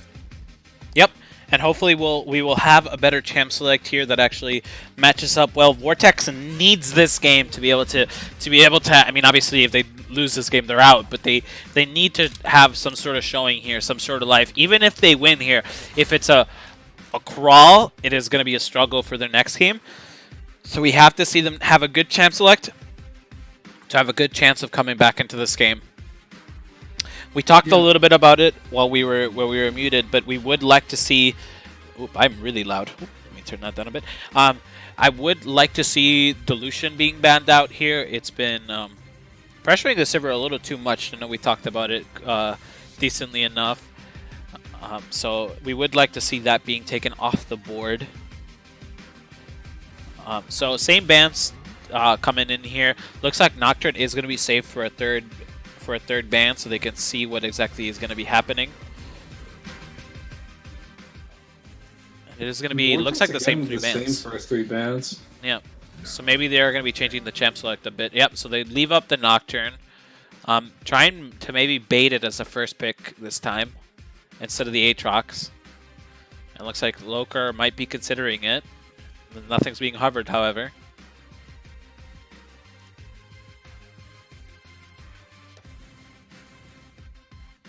It is going to be a Lucian hover and maybe a lock. So it is going to be a Lucian lock in here.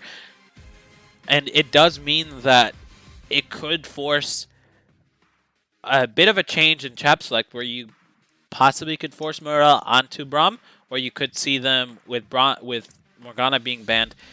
Yeah, actually being forced to play that, because it does mean that Vortex does have the option of picking it up this next one, and they do elect into the switcheroo matchup and picking Sivir into the Lucian. They're saying we can do it better and we can survive that lane. Anything you can do, I can do better.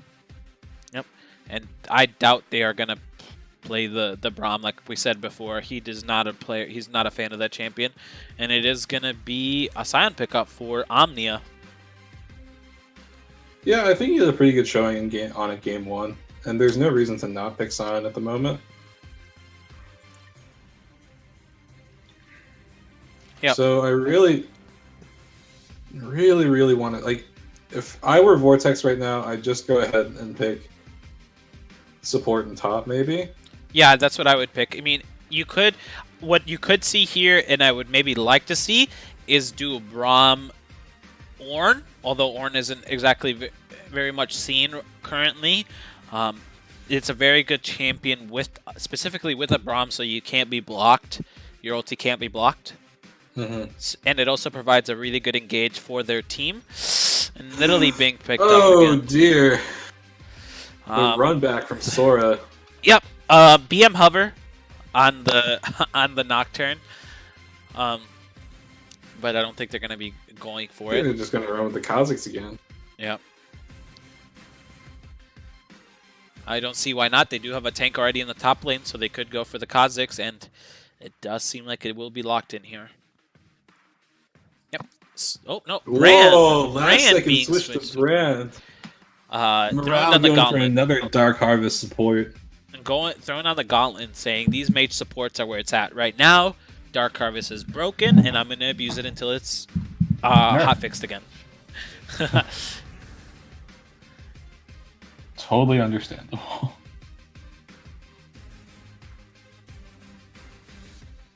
Yikes.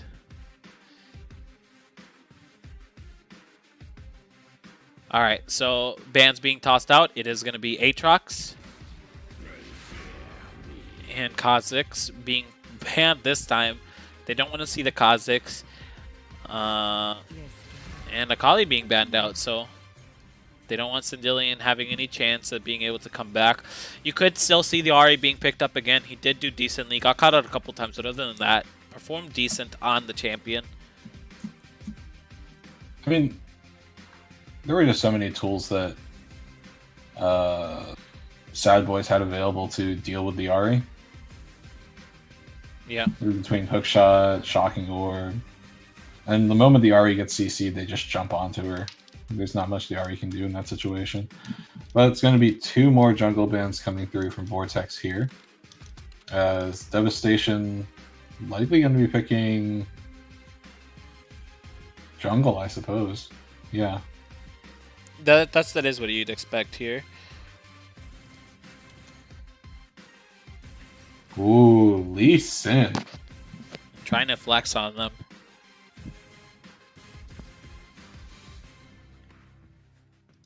There's the Ornn pickup that you were mentioning, being hovered. Switched over to Vala there, but...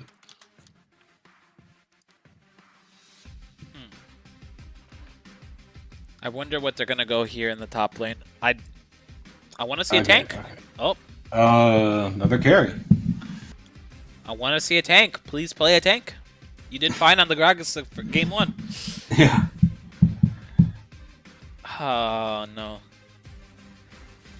They're picking teams that don't synergize well. I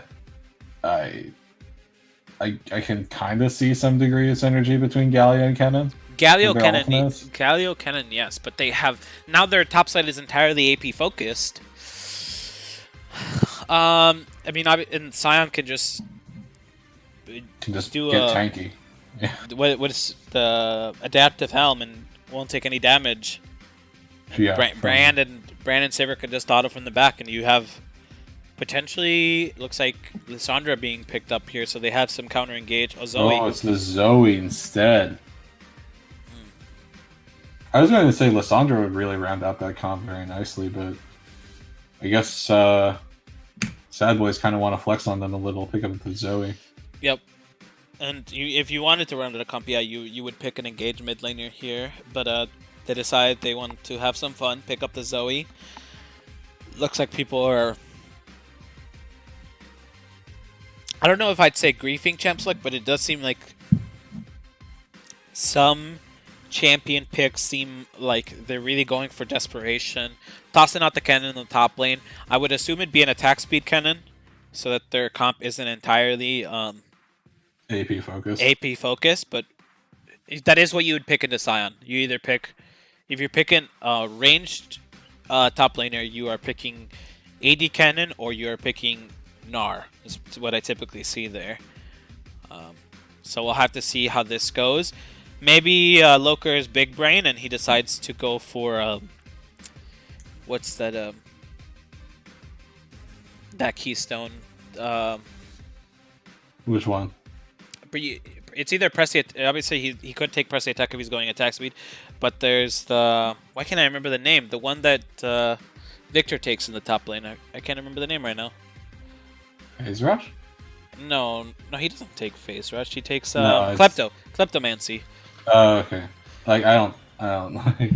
I was just thinking about the movement speed Victor gets from his Q. So he went airy, so it is going to be AP. So it is going to be AP in the top lane here. I mean, oh gosh, I really don't know how to feel about Vortex's comp. Yeah, they're I don't want to say this seems like they're tilted, but it seems like they're a bit tilted.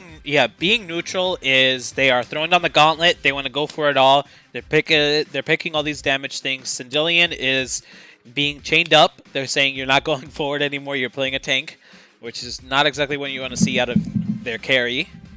Yeah. Yeah.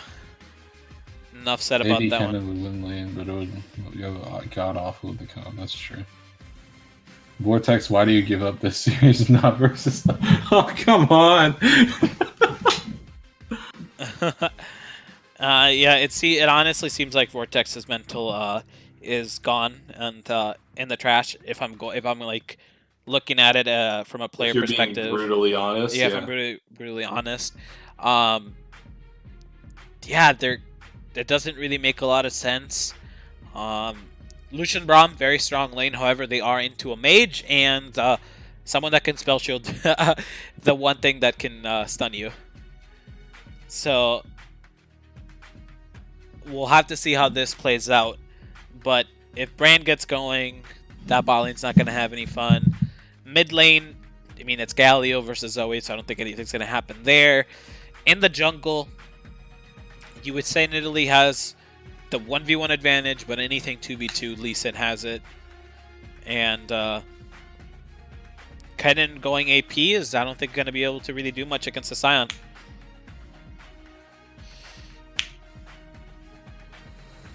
Yeah, this Kennen and Galio, the two solo lane picks, really don't make a lot of sense to me, but we'll have to see how this plays out here as we load in. I'm going to turn off the Champ Select music because it doesn't make sense to have it on right now.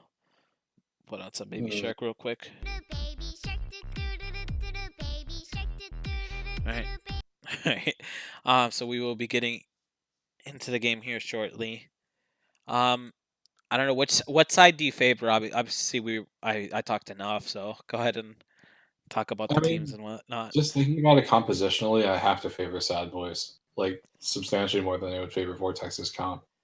Like if Vortex if their bot lane can get off the ground and keep the brand down, then you're looking at a situation where like the Lucian can potentially just do a huge amount of damage output. You have Braum, you have Galio to either peel or just to engage for him.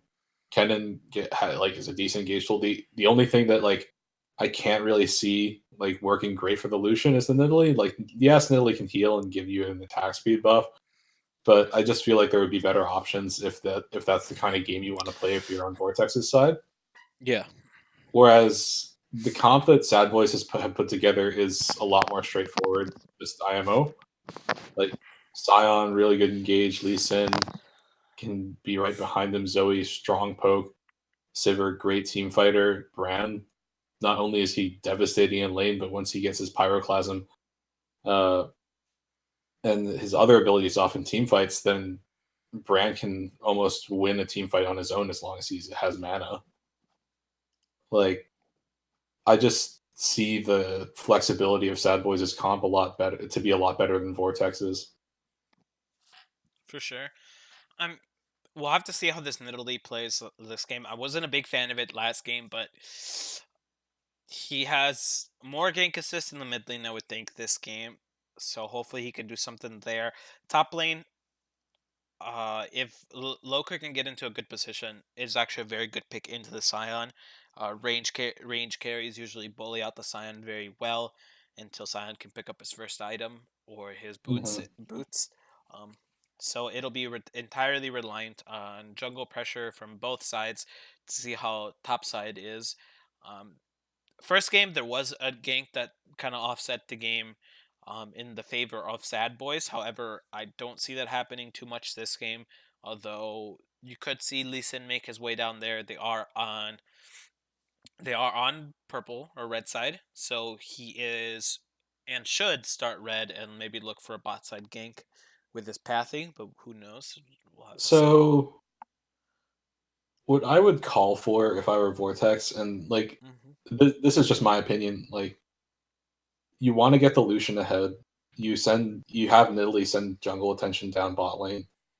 Like you have the Kennen, you have the Galio, you have the tools to 4 or 5 mana bottom lane.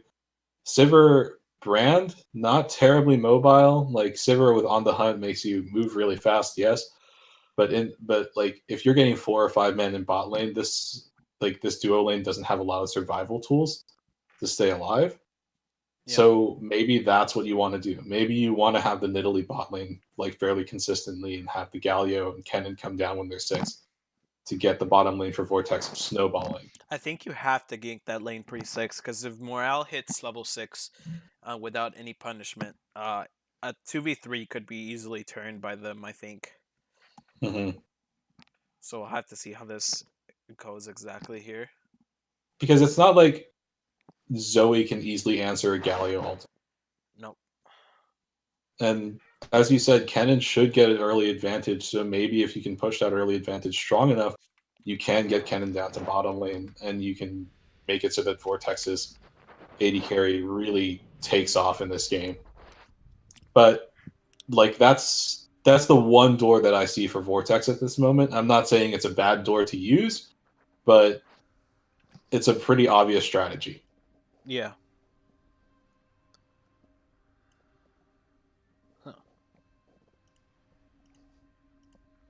So we are loaded into this game, and it will be a second. Oh, nope. Looks like they had a bit of a standard pause.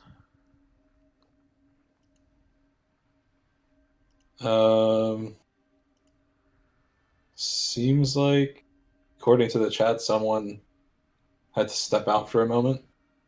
They said it'll be 10 minutes at most.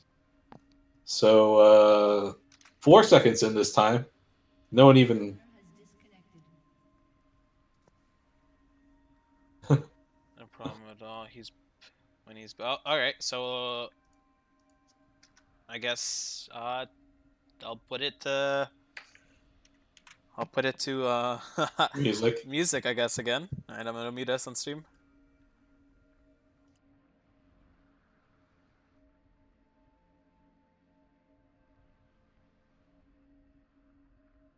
A summoner has reconnected.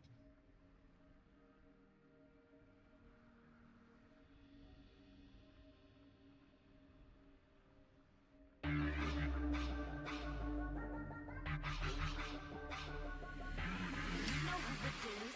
Come around again. You want a dose of this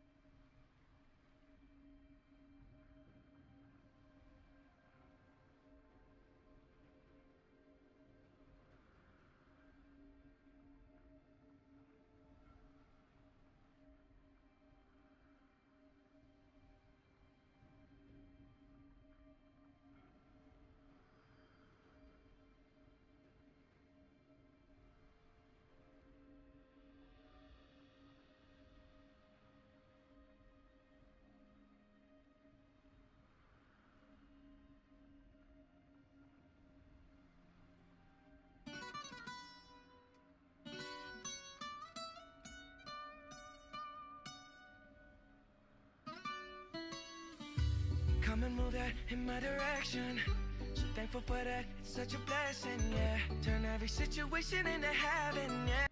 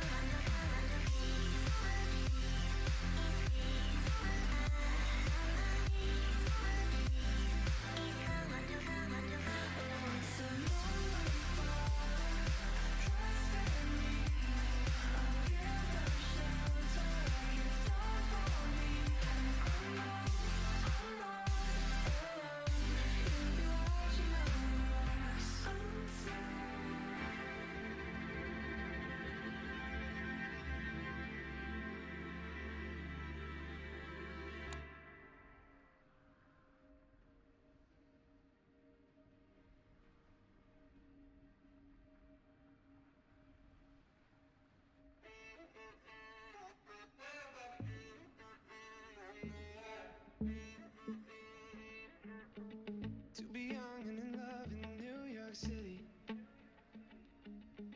Do not know who I am, but still know that I'm good long as you're here with me. To be drunk and in love in New York City. Midnight into morning coffee, burning through the hours talking.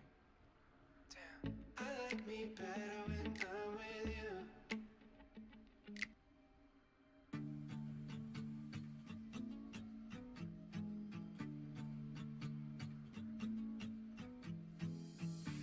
We don't wanna believe it, that it's all gone. Just a matter of minutes before the sun goes down. We're afraid to admit it, but I know you know that we should've known better, but kept years dying out.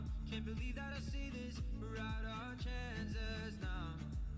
And I just want you to know that you and me, it was good, but it wasn't right. And it'll be hard, but I know I will make it out. Step by step, I move on and get on with life. So I let go and I hope you'll be happy now. You and me, it was good, but it wasn't right. And it'll be hard, but I know I will make it out. Step by step, I move on and get on.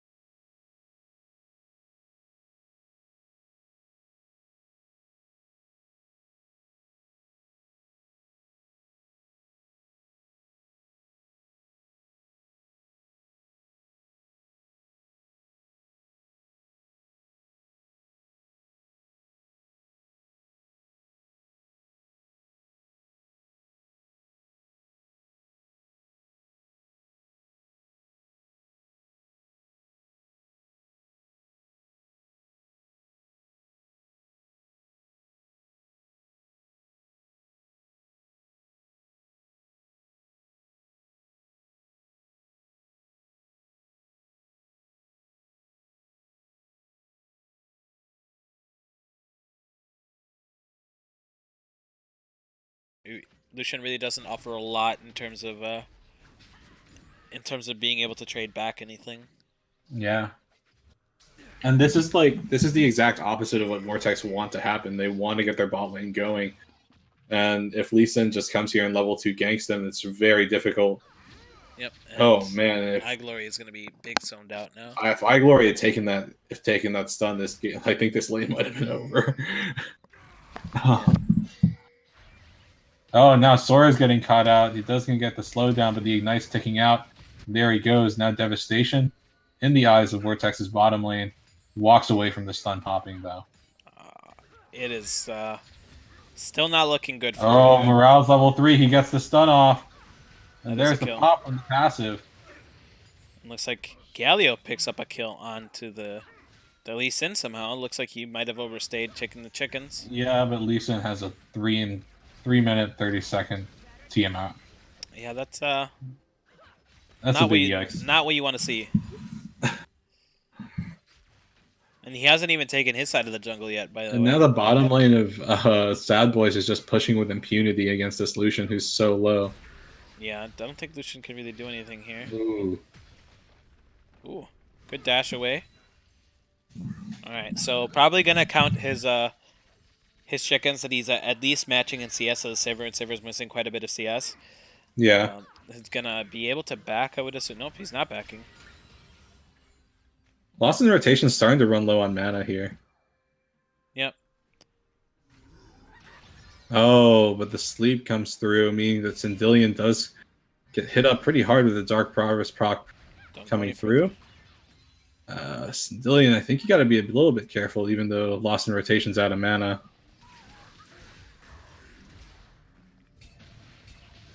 Oh no. Oh no. Just one Lee Sin Q will do it. That could have been really bad for Sindillion if Zoe had sleep. Please don't walk up, Steve. Oh boy.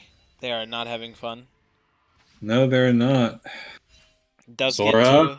Oh no, walking into this. Oh, but he still gets a resonating strike off, which means Seathor gets that nice solo kill onto his jungling opponent.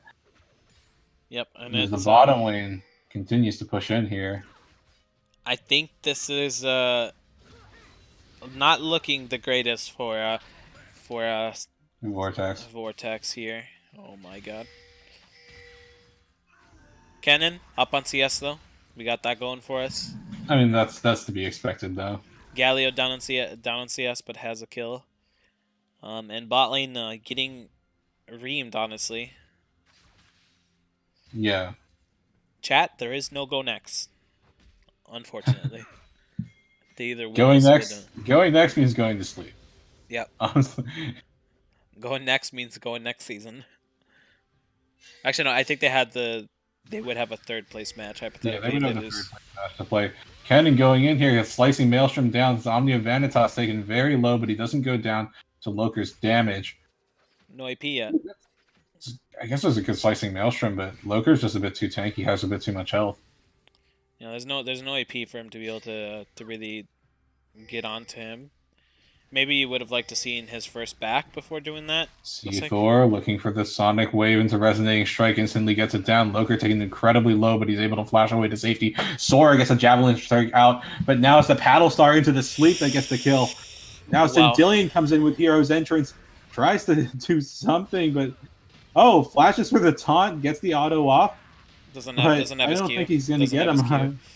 No, he's not. Seathor gets the kill onto Sindillion, while Lost in Rotation grabs the kill onto Loker. Morale looking for the stun onto iGlory, barely misses. Oh man. Yeah. I mean, like I said in Champ Select, they shouldn't have ran it back with the Nidalee. Oh man, there's going to be a lot of damage coming through here onto the Braum as the passive pops from Morale. This bottom lane of S.A.D.B.O.I.S is just dominating right now. Yep. 2-man invade means Sora goes down instantaneously. I don't even think Seathor is quite backed yet. Nope, he's got his. Cannon does not have Slicing Maelstrom available. They can just 2v1 this. Loker goes down, double kill for Seathor. And he will, I think, finally back, I think. I don't think there's a reason for him to stay. And probably going to pick up a ton of... Probably his full warrior enchantment. I wouldn't be surprised, honestly. Oh, but this means iGlory goes forward. Morale taken very low. The Ignite's ticking down. iGlory drops. Devastation going to be knocked or stunned out here. They trade kills here. But importantly... Rotation misses the Battlestar. Loker taken really low from the Scion damage. Yep.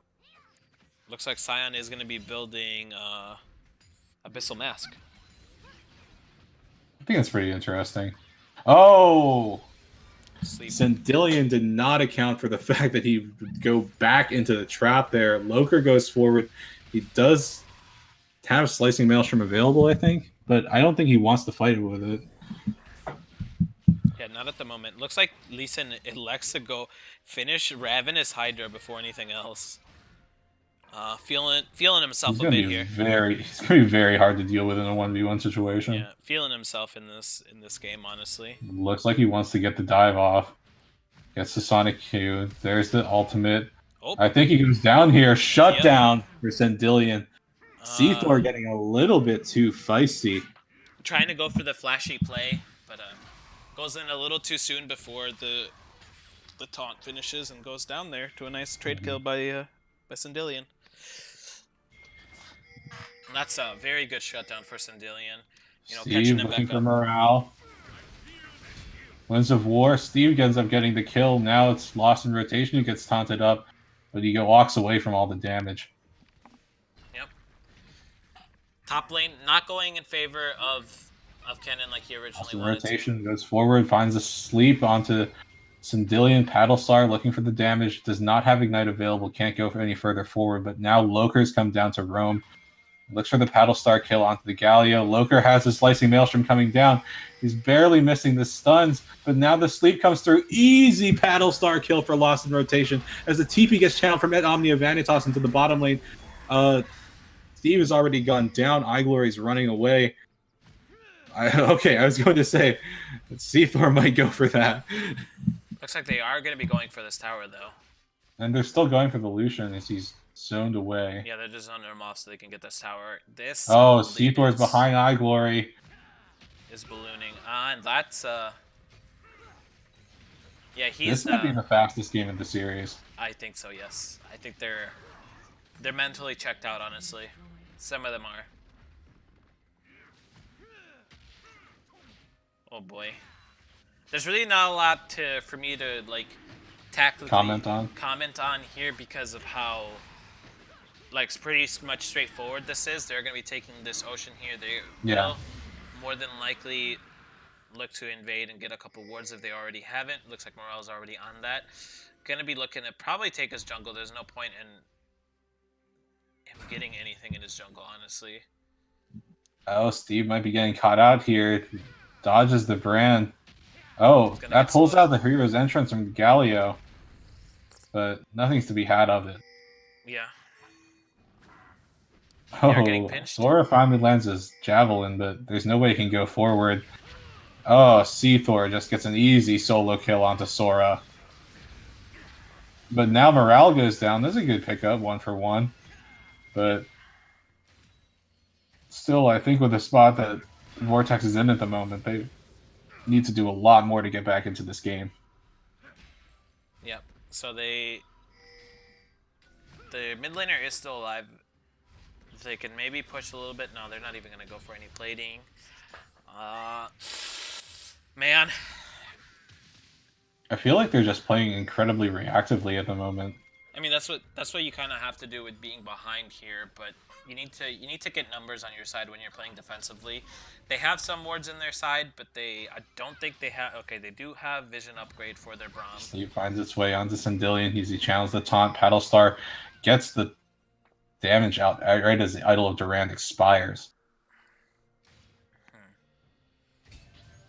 Yeah, it's not looking like the greatest of games for Vortex here. Ooh, Sendilion gonna be taking a huge amount of damage. There's the Ignite and the Dark Harvest proc. Easy solo kill for Lost in Rotation as he's on a rampage. Yep, I don't think he was Seathor coming around behind, wants to kill into Iglory, maybe? No, looks like Steve is in one in the eyes of the mid laner and jungle combo. Yikes. Dragon's kick. Easy kill. That wasn't a kick. That was just an auto. Auto Dark Oh, really? Harvest. That was an auto Dark Harvest. Lee Sin did ult, though. Didn't he? No. Ulti's coming really? up soon. Ulti's coming up shortly.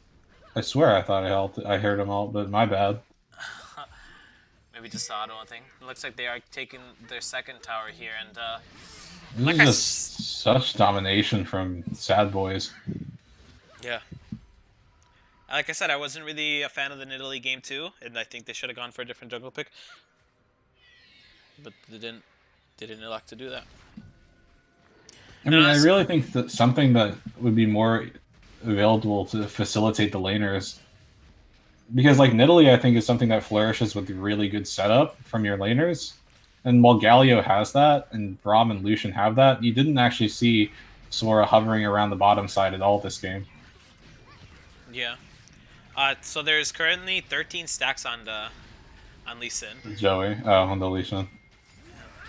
Oh, that's a good slicing Maelstrom TP coming in behind. Sion channels his ultimate, but there's nothing to do here as Vortex strikes back, getting 3 quick kills. The tower doesn't even go down in mid lane. That's probably the best that they could hope for there. That's the best case scenario. They're going to be pushing in for mid lane. Hopefully they can get that for themselves. Turret plating is down, so all 5 of them can stay there without the threat. Oh, they want Devastation now. Devastation drops to Iglory. They're looking for Morale. Morale gets knocked up. Hit down. Sora gets the kill. Oh, but Iglory's going to be dropping executions. That tower damage is insane. Oh, my. I mean, at least it wasn't a kill for Morale. Lucian, yeah. But Lucian going down means that they actually don't get this tower anymore.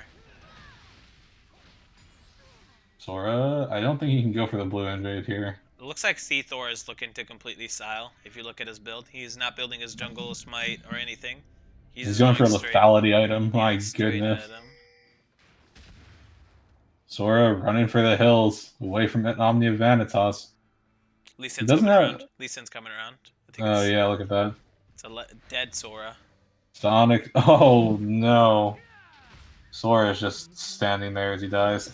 That's tragic. Yep. Flashed a little too late. Then a ping really affected him there. Mm-hmm. Oh, heal. I know that was Zoe heal. Lol. Slicing Maelstrom isn't available for a couple more seconds as Morale taken very low. One more auto to pop the stun. Oh, but Loker is the one who drops instead. Devastation. Oh, man. Taking a lot of damage from Syndillion as they're running away. Lee Sin just in the back here. He has full health. He has full damage. Hero's entrance from Galio as Iglory nabs the kill onto Lost in Rotation. Culling gets pulled out. But Seathor is still hovering around here. So is Devastation. This isn't. Oh, there's the Sonic Wave onto Lee Sin as Steve goes down to the knockup. But importantly, Lucian does not go down here. Yeah, that's true. Sora's still alive. I don't think there's much that he can do. Kennen has ulti now. No, I think his ulti's not quite up yet. Oh. No, it's up. But he doesn't have TP to get behind or anything to flank. He has flash up, though. Oh, boy. You're looking for the flash. There's the slicing Maelstrom going on to Morale. Morale stunned up. Morale drops to Loker. This Vanitas is running away. Sora wanted to jump onto Vanitas, but I'm not sure he would have fallen at all. But it looks like that Vortex, despite their bad start here, is fighting really hard to stay alive. Oh! I would like to say that it is S.A.D.B.O.I.S kind of trolling more than them being able to punish them. mean, like... but I'll give Vortex the credit, but you're right as well. So they will be getting this Ocean Drake, and it will be very good for them. Oh, I think this might be a dead build. Okay, that was a good shield. Yeah. Omnia's there. Says, I refuse to give you this for free. But Sora has Smite, so he's able to secure it safely. Yep. One Ocean Drake apiece. Oh, Sleep found its way into someone as Loker's running away from Seathor. Oh, Sonic Wave misses as well. Loker doesn't have anything, though. He doesn't have Slicing Maelstrom available for a significant amount of time. Double knockups going down means that Seathor nabs the kill onto Loker. Yep, and it looks like Sora was able to get out of there, but they do take the red buff. instead of his life. Pushing mid, pushing bot. Now one pushing top lane. They're gonna get a little bit of chunk damage here. Ooh. Galio's around for the flank. Taking a huge amount of damage. And I don't really think there's a way for Sandillion in. He doesn't have flash forward available. Yep. Vanitas just looking to wave clear, push this tower down.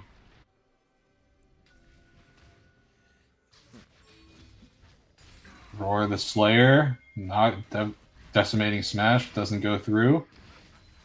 Morale finds the stun, but not the passive proc. Lee Sin hanging around bot lane. Just wants to kill the Sora, or kill Sora. Yeah, honestly, he's just trying to punish Sora. Glory going a bit forward, a bit aggressively. Sora does dodge the Roar of the Slayer, but not the knockup, as the hero's interest comes through for Vanitas, and he does get the... Oh, he misses the taunt onto Seathor. He held it way too long for whatever reason. And, oh, the Paddle Star kills Sora instead. Yikes. Brand finds a stun. Glory might be dropping to the Brand here. No, he's barely able to stay alive. Silver pops on the hunt. They're looking for the Braum. Steve is running away, but he gets hit up by the sleep. Oh, no. Devastation does get hit by that slicing Maelstrom, but it's not good enough as Loker drops to Seathor. I think Sandillion is holding on to his stun a little bit too long. I think they could have got a double kill bot lane and killed Lee Sin, but he held the taunt for too long, and Lee Sin was able to get out of the original knockup. And yeah, he was just able to dash away to safety. Yeah, and then he ends up getting a kill. That Sleepy Trouble Bubble is doing quite a bit of damage. Yeah, it's just killing them. It's not even making them go to sleep anymore. Is it proccing Dark Harvest, right? Because they're getting popped. There's no way it does. Yeah, and I think does Zoe have a Ludens as well? Yeah, and Ludens can proc Dark Harvest off of that too. So it's just really not good. Yeah, they're walking into the Zoe E's on the ground. Sleepy Trouble Bubble. Lee Sin gets the Sonic Wave. He's not going to go for the Resonating Strike. That just puts him in a bad position.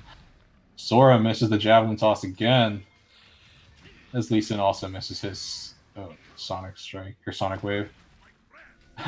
Double Control Wards. They're playing Dodgeball. Currently, Sora is winning one. Oh, swing and a miss, swing and a miss. Auto attacks don't count. Ooh, that's a good spear, though. But that just means Devastation's pushing in the top lane. There's not really a response from Vortex until now. Seathor gets the spear onto him. Sora goes forward, gets the shutdown onto Seathor, which is pretty darn good.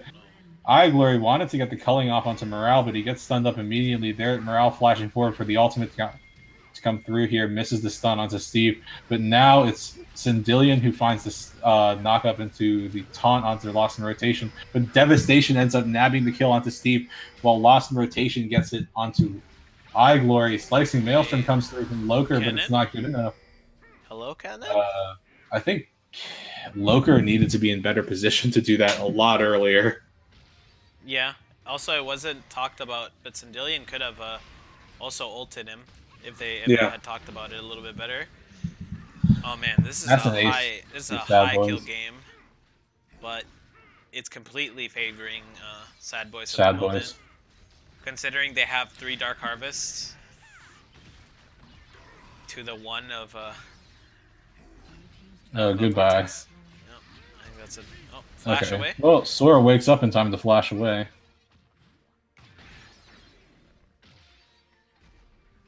Or the Slayer goes wide.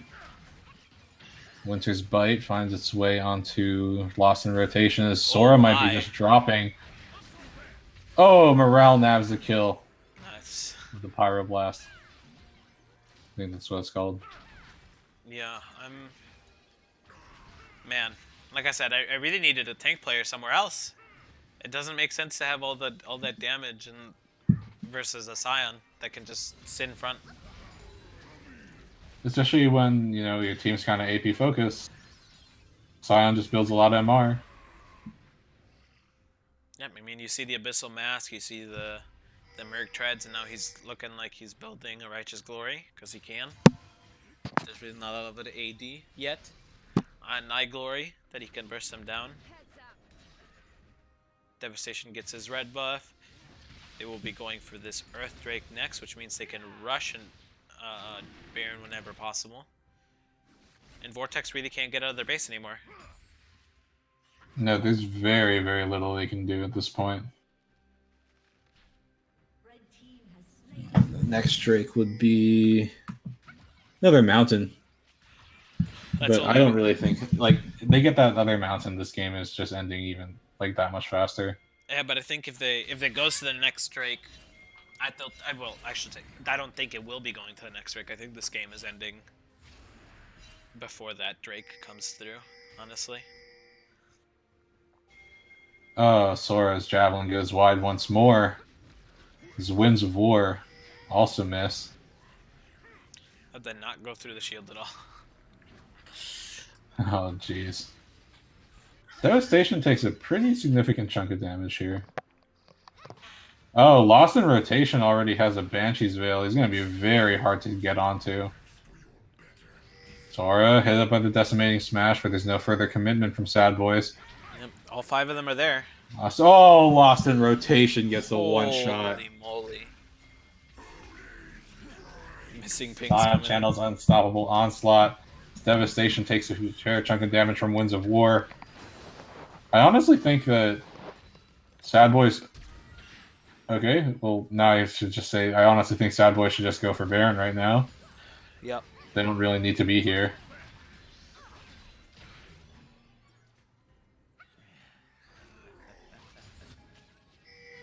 Loker wants the flank. He does have flash available.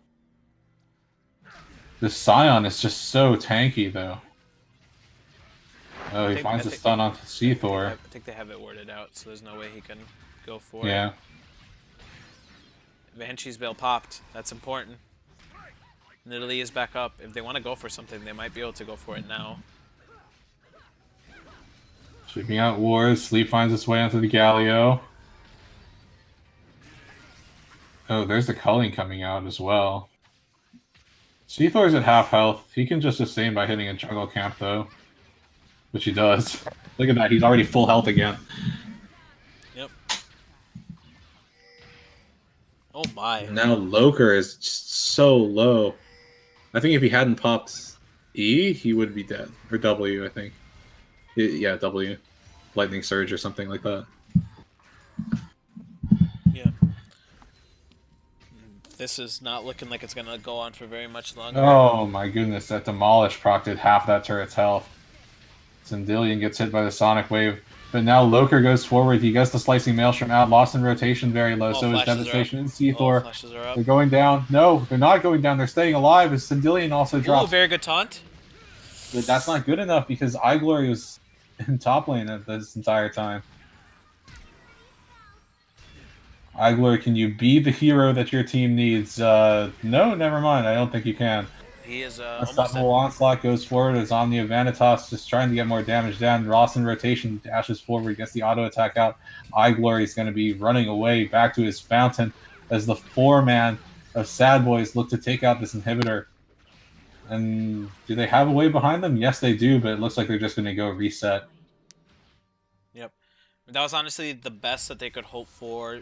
I mean, wow, Lost in Rotation just burning Flash over the wall because... Why not? I guess he just doesn't need to. Yeah, like he doesn't really care about this Flash at this point. Yep. Sivir picks up her IE. 3 items already. Looks like working towards her GA. Very, very strong. Zoe, already 3 items. At least in 3.5 items. Yeah, this Lee Sin and Zoe combo has been killing it this game, destroying everyone. Yeah, it's been wild. Yeah. Double Dark Harvest procs do not look like fun, honestly. Oh, Winds of War finds its way, culling being channeled. Morale taken out to 55% health. Does pop his ult nice early. Onto Devastation. There's no Banshees available for Lost in Rotation, but now that Omnia Vanitas and Seathor are here, The rest of Vortex has to be incredibly careful. Oh, but Zoe's passive just ends up killing Sora as like now the slicing Maelstrom tries to find its way onto Lost in Rotation. iGlory going to be going down here. Triple kill for the Zoe, maybe looking for the Quadra, but the sleep goes wide. As Sindillion, I think he has ultimate available, but I'm not sure if he was able to cast it for his in range. I don't think it would have saved anyone that died. Yeah. Oh, that's Demolish proc.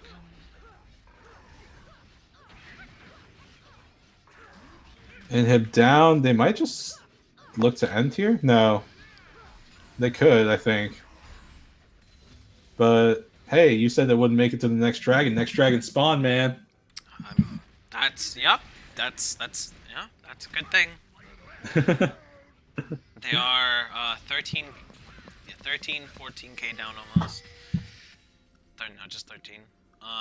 The best that they can hope for is a couple catches with vision play, but it does not look like they're setting that up at all. I think they want to catch waves. Alright, Cannon's gone up to get some wards. Not entirely sure why Braum's bathing the other wave. Maybe he knows that there's wards over there. Seathor is just hovering around this tri-brush waiting for anyone who might come near. Yep. And the Vanitas already at, what, 3.6k health? My goodness. He did get the Warlock second item. Yeah. Surrender Well, vote? there was a surrender vote for blue team, but kind of wonder from who at this point. Logar goes forward, gets a slicing maelstrom off. Morale gets stunned up. Omnia Vanitas as well. Hero's entrance coming in from the Galio as Sora goes down, and instantaneously Logar gets popped. iGlory is able to get, or no, rather, Sindillion's able to nab the kill as Omnia Vanitas is taken in very low, but iGlory needs to stay alive here. He needs to get the taunt, but Sindillion's taunt isn't good enough because Lost in Rotation was able to stay alive. That means this is probably game. No, it's most definitely game. 3-0 for S.A.D.B.O.I.S. And S.A.D.B.O.I.S is going to be going to the final. It's looking like this game is going to be over here. And honestly, very big stomps coming in for S.A.D.B.O.I.S to take this game and take the win home. It's just a matter of time before they win here. Oh man, a very good game coming in for S.A.D.B.O.I.S. I'm not entirely sure if we're going to get an interview this game. It looks like everyone's probably heading to bed. We can see maybe Vaughn will come in here and say a few words.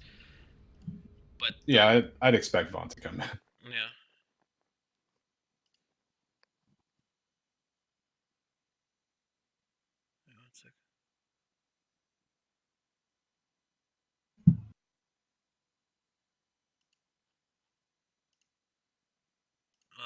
Yeah. Let's see if we can bring someone. Let's see. Vaughn will come in here after he watches the stream, probably. Let's see. I mean, who else would you bring? You'd probably want to bring in Seathor, played like a monster. Yeah. Obviously, Zoe popped off the last game, but I don't think he really did too much memorable things early on. Let's see.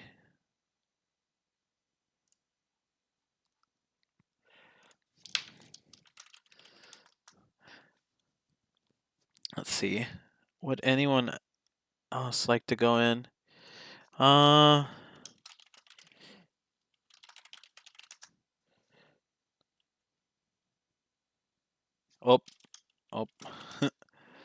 Chandler left server. Yeah. Hello? Hello. Did he rage quit server? Is he just gone? Gone forever? No, yeah, he left the server. He didn't want to read chat. Oh, yikes. He'll be back. He'll be back for finals. Okay. Yikes. So what did you think of the series there? It was pretty... honestly, big mental tester for both teams. I don't know. Yeah. Sorry you had to cast that, by the way. Like, we paused, and they paused, and we averaged a game every, 45 minutes, so... It's okay, it happens. Yeah, that was a very big series. I don't think either team honestly really enjoyed that one. I'm going to be real with you, Chief. Like everyone was tilted. So that's how it is. So that's how it went. But yeah, feel free to. What else you got? What do you want me to answer? So why did you? I mean, obviously, I know you favor the mages, but do you think they are stronger than what's been going on for the past like several patches with the melee supports? Like, what is your opinion right now on the current state of the game? Current state of the game. Well, it's gonna be from a support point of view. But Yeah, from what I think is that the changes to runes, especially that you can choose between what bonuses you get despite what keystones you have, is actually really huge. The way you see that reflected most is honestly a lot of sped up games.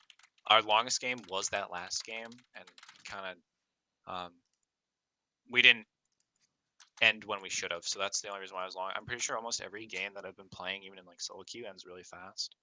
And I think part of the reason why is that, first of all, Dark Harvest is overtuned, and if you get a lead, you just snowball forever. But with especially the changes to Dragon spawn timer, it's 1 minute less, and the Dragons are stronger, as well as plating gold, the 2v2 bot lane is just absolutely critical. And if you can ever get a lead off of plating, first tower plating is 1400 gold, which is actually insane. It's just fucking nuts. It's like almost double what it was last season, and last season it was already nuts. So if you can get 1400 gold off your first tower, and that's it's still global gold, but that's shared between your carry and your support.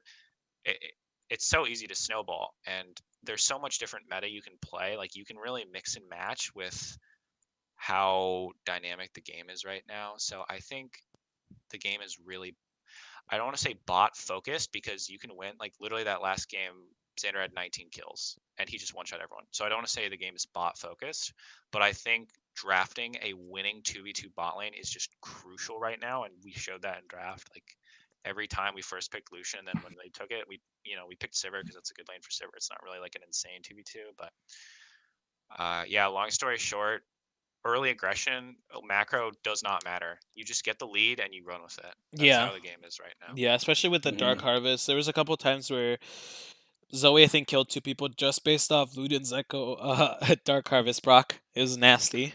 Very, very nasty. It was actually just disgusting. And then she like pinged her gold, and then it was like Rabadon's in 200, and I realized that she didn't have Rabadons when she was doing that, and I just then I was like, wait a minute, I literally am not even playing the game in game 3 and I'm winning. So shout out to my team. Like literally everyone played well this series. So I want to shout out everyone. Omnia, actual Urgot God, and also Scion. Like literally he volunteered to play Scion. We're like, hey, what do you want? He's like, Scion. This is a Scion game. Dude. I actually just popped Chubby, and then Chandler is obviously the best jungler in the league. Yep. And MVP.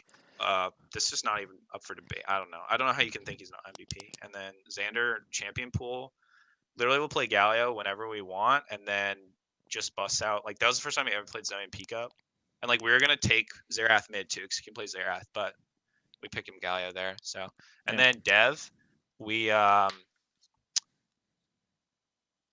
is a god, and we got really pissed at everyone saying that like we're good because we have a 1 decayed player. Well, technically 2, I guess, if you count Xander. But I mean, I would argue. I would argue the that the point is the person that everyone told us the entire time. Plat 1 points, by the way, the meme literally went with our original player because you could literally beat anyone in this series, this league, so easily with anyone. So Dev is just as good and not decayed. And obviously he and I just won 2v2. Like he is insane. You guys did you guys did get a couple early ganks though. It wasn't necessarily 2v2. You got like you killed how killed many of those ganks were off of like blown summoners from the 2v2 though? Like, this third game was the fiasco. Third game was straight up a level 2 game. I mean, yeah, because he burned his flash. Like, I mean, that's not my fault that he burned his flash, right? Yeah. We positioned the lane where he didn't have flash and it started pushing in. Like the wave was closer to our tower. So. I would like to say that you guys were a rock and waited pretty well for like ganks to come, and you guys destroyed bot. I think you guys first blood towered bot lane all 3 games, if not for sure 2 games that I remember correctly. Also, shout out to iGlory. I really like iGlory. I like a lot of players on Vortex, but I really like iGlory, and I thought he played really well, actually. He had really hard 2v2 matchups, and as ADC, like I honestly think support counter pick is like a legitimate strategy. I'm not saying that because I'm a support, but like winning the 2v2 is so important, and support decides lane. Like, and we had so much winning 2v2, and I was really impressed how he like kept playing well. But that's not to say like not shout out to all the other Vortex people, but like I just wanted to shout out iGlory especially because I thought that he deserves that. But anyway, sorry I didn't interrupt. What's the next question? Oh, I was just gonna say. I mean, it's pretty much wrapped up. You got. There's really not a lot to talk about with the 3-0 series, so he can go ahead and then. Who do you think you're gonna be playing in the finals? EHA 5. Gotcha. And we're gonna beat them too. So it's like not even. I don't know. You gonna call the series like down to the numbers? Well, considering that the last time we played them, the only game we lost was when I played cast support and went 0-8. Okay. Fair. I'll just say 3-0. I mean, maybe 3-1. Like, I don't know. I don't know, dude. My chokehold on council is too big. I could just say whatever number I want, and that's what the series would be, right? Write the script, yeah. Yeah, that's me. Haha! I've taken over Peak Up, you idiots. The time is now. Woo! Alrighty. I probably will say Seathor or Chandler is the MVP of the series. I think that his early game pathing and stuff, punishing ganks and stuff, and honestly just like putting Sora through the gauntlet. Sora suffered with overrate and suffered even worse with with Mr. Chandler. I honestly thought though Sora's spears were really fucking good. Just Chandler's pressure is insane, and I don't know. I honestly don't know how you out jungle Chandler. I just don't know. He's so good, and like we have such nice communication between our lanes with him. Like he can just go into the jungle and he's like, I'm gonna do this, and we're either like, okay, we'll set up our lane to help, or like I literally just walk in the jungle with him. She's like, I'm gonna hang out with you now. Like, sorry, Dev. So, so yeah, that's it, I guess. So, GG's to Vortex. Like, I honestly wish we could play the series again without any technical difficulties, because that like honestly the series could have gone differently. I said to Nahor, I think before, that I was actually pretty nervous about the series too, because I think Vortex is a strong team. But I mean, sorry, chokehold's too hard. So alrighty. Do you want to say anything else before we go there, guys? No, not really. Congratulations on your win. Hope to cast finals if my schedule is okay for it. Yeah, I hope we are able to schedule finals. Are you guys playing it this week or next week? I think it's next week, no? I don't know. I'm just gonna kind of. I don't know. I'm sorry. I have no idea, but we're gonna schedule it ASAP. I'll message both teams. I'm messaging Nahor right now, and then I'll message T-Crank to figure out as soon as possible, as soon as that series is over, so we can get this like nightmare season over with, and then before the preseason patch comes. So, alrighty. Yeah. Gotcha. Thanks for the interview. Alrighty. Yeah, no problem. Thanks for coming. Yeah. Bye. Bye. Alrighty, well the series is over, and it was a nice 3-0-4. I mean, not necessarily nice, very long, very, very, very long win. A 3-0 for S.A.D.B.O.I.S. So I think that's it for me. If you want to sign us off. Okay, well, tomorrow is the semifinal of EHA 5 versus Bad Boys. So, and I'm casting that one too. So we'll see how it pans out. See who our other finalists and third place match contestant will be. That's all I have to say. I'm TrueLight, and this is I always like Pichilote. Yeah, Pichilote. That's fine. Pichilote. Yeah. Okay, my bad. But no worries. Yeah, signing off. Right, thank you guys. And stream.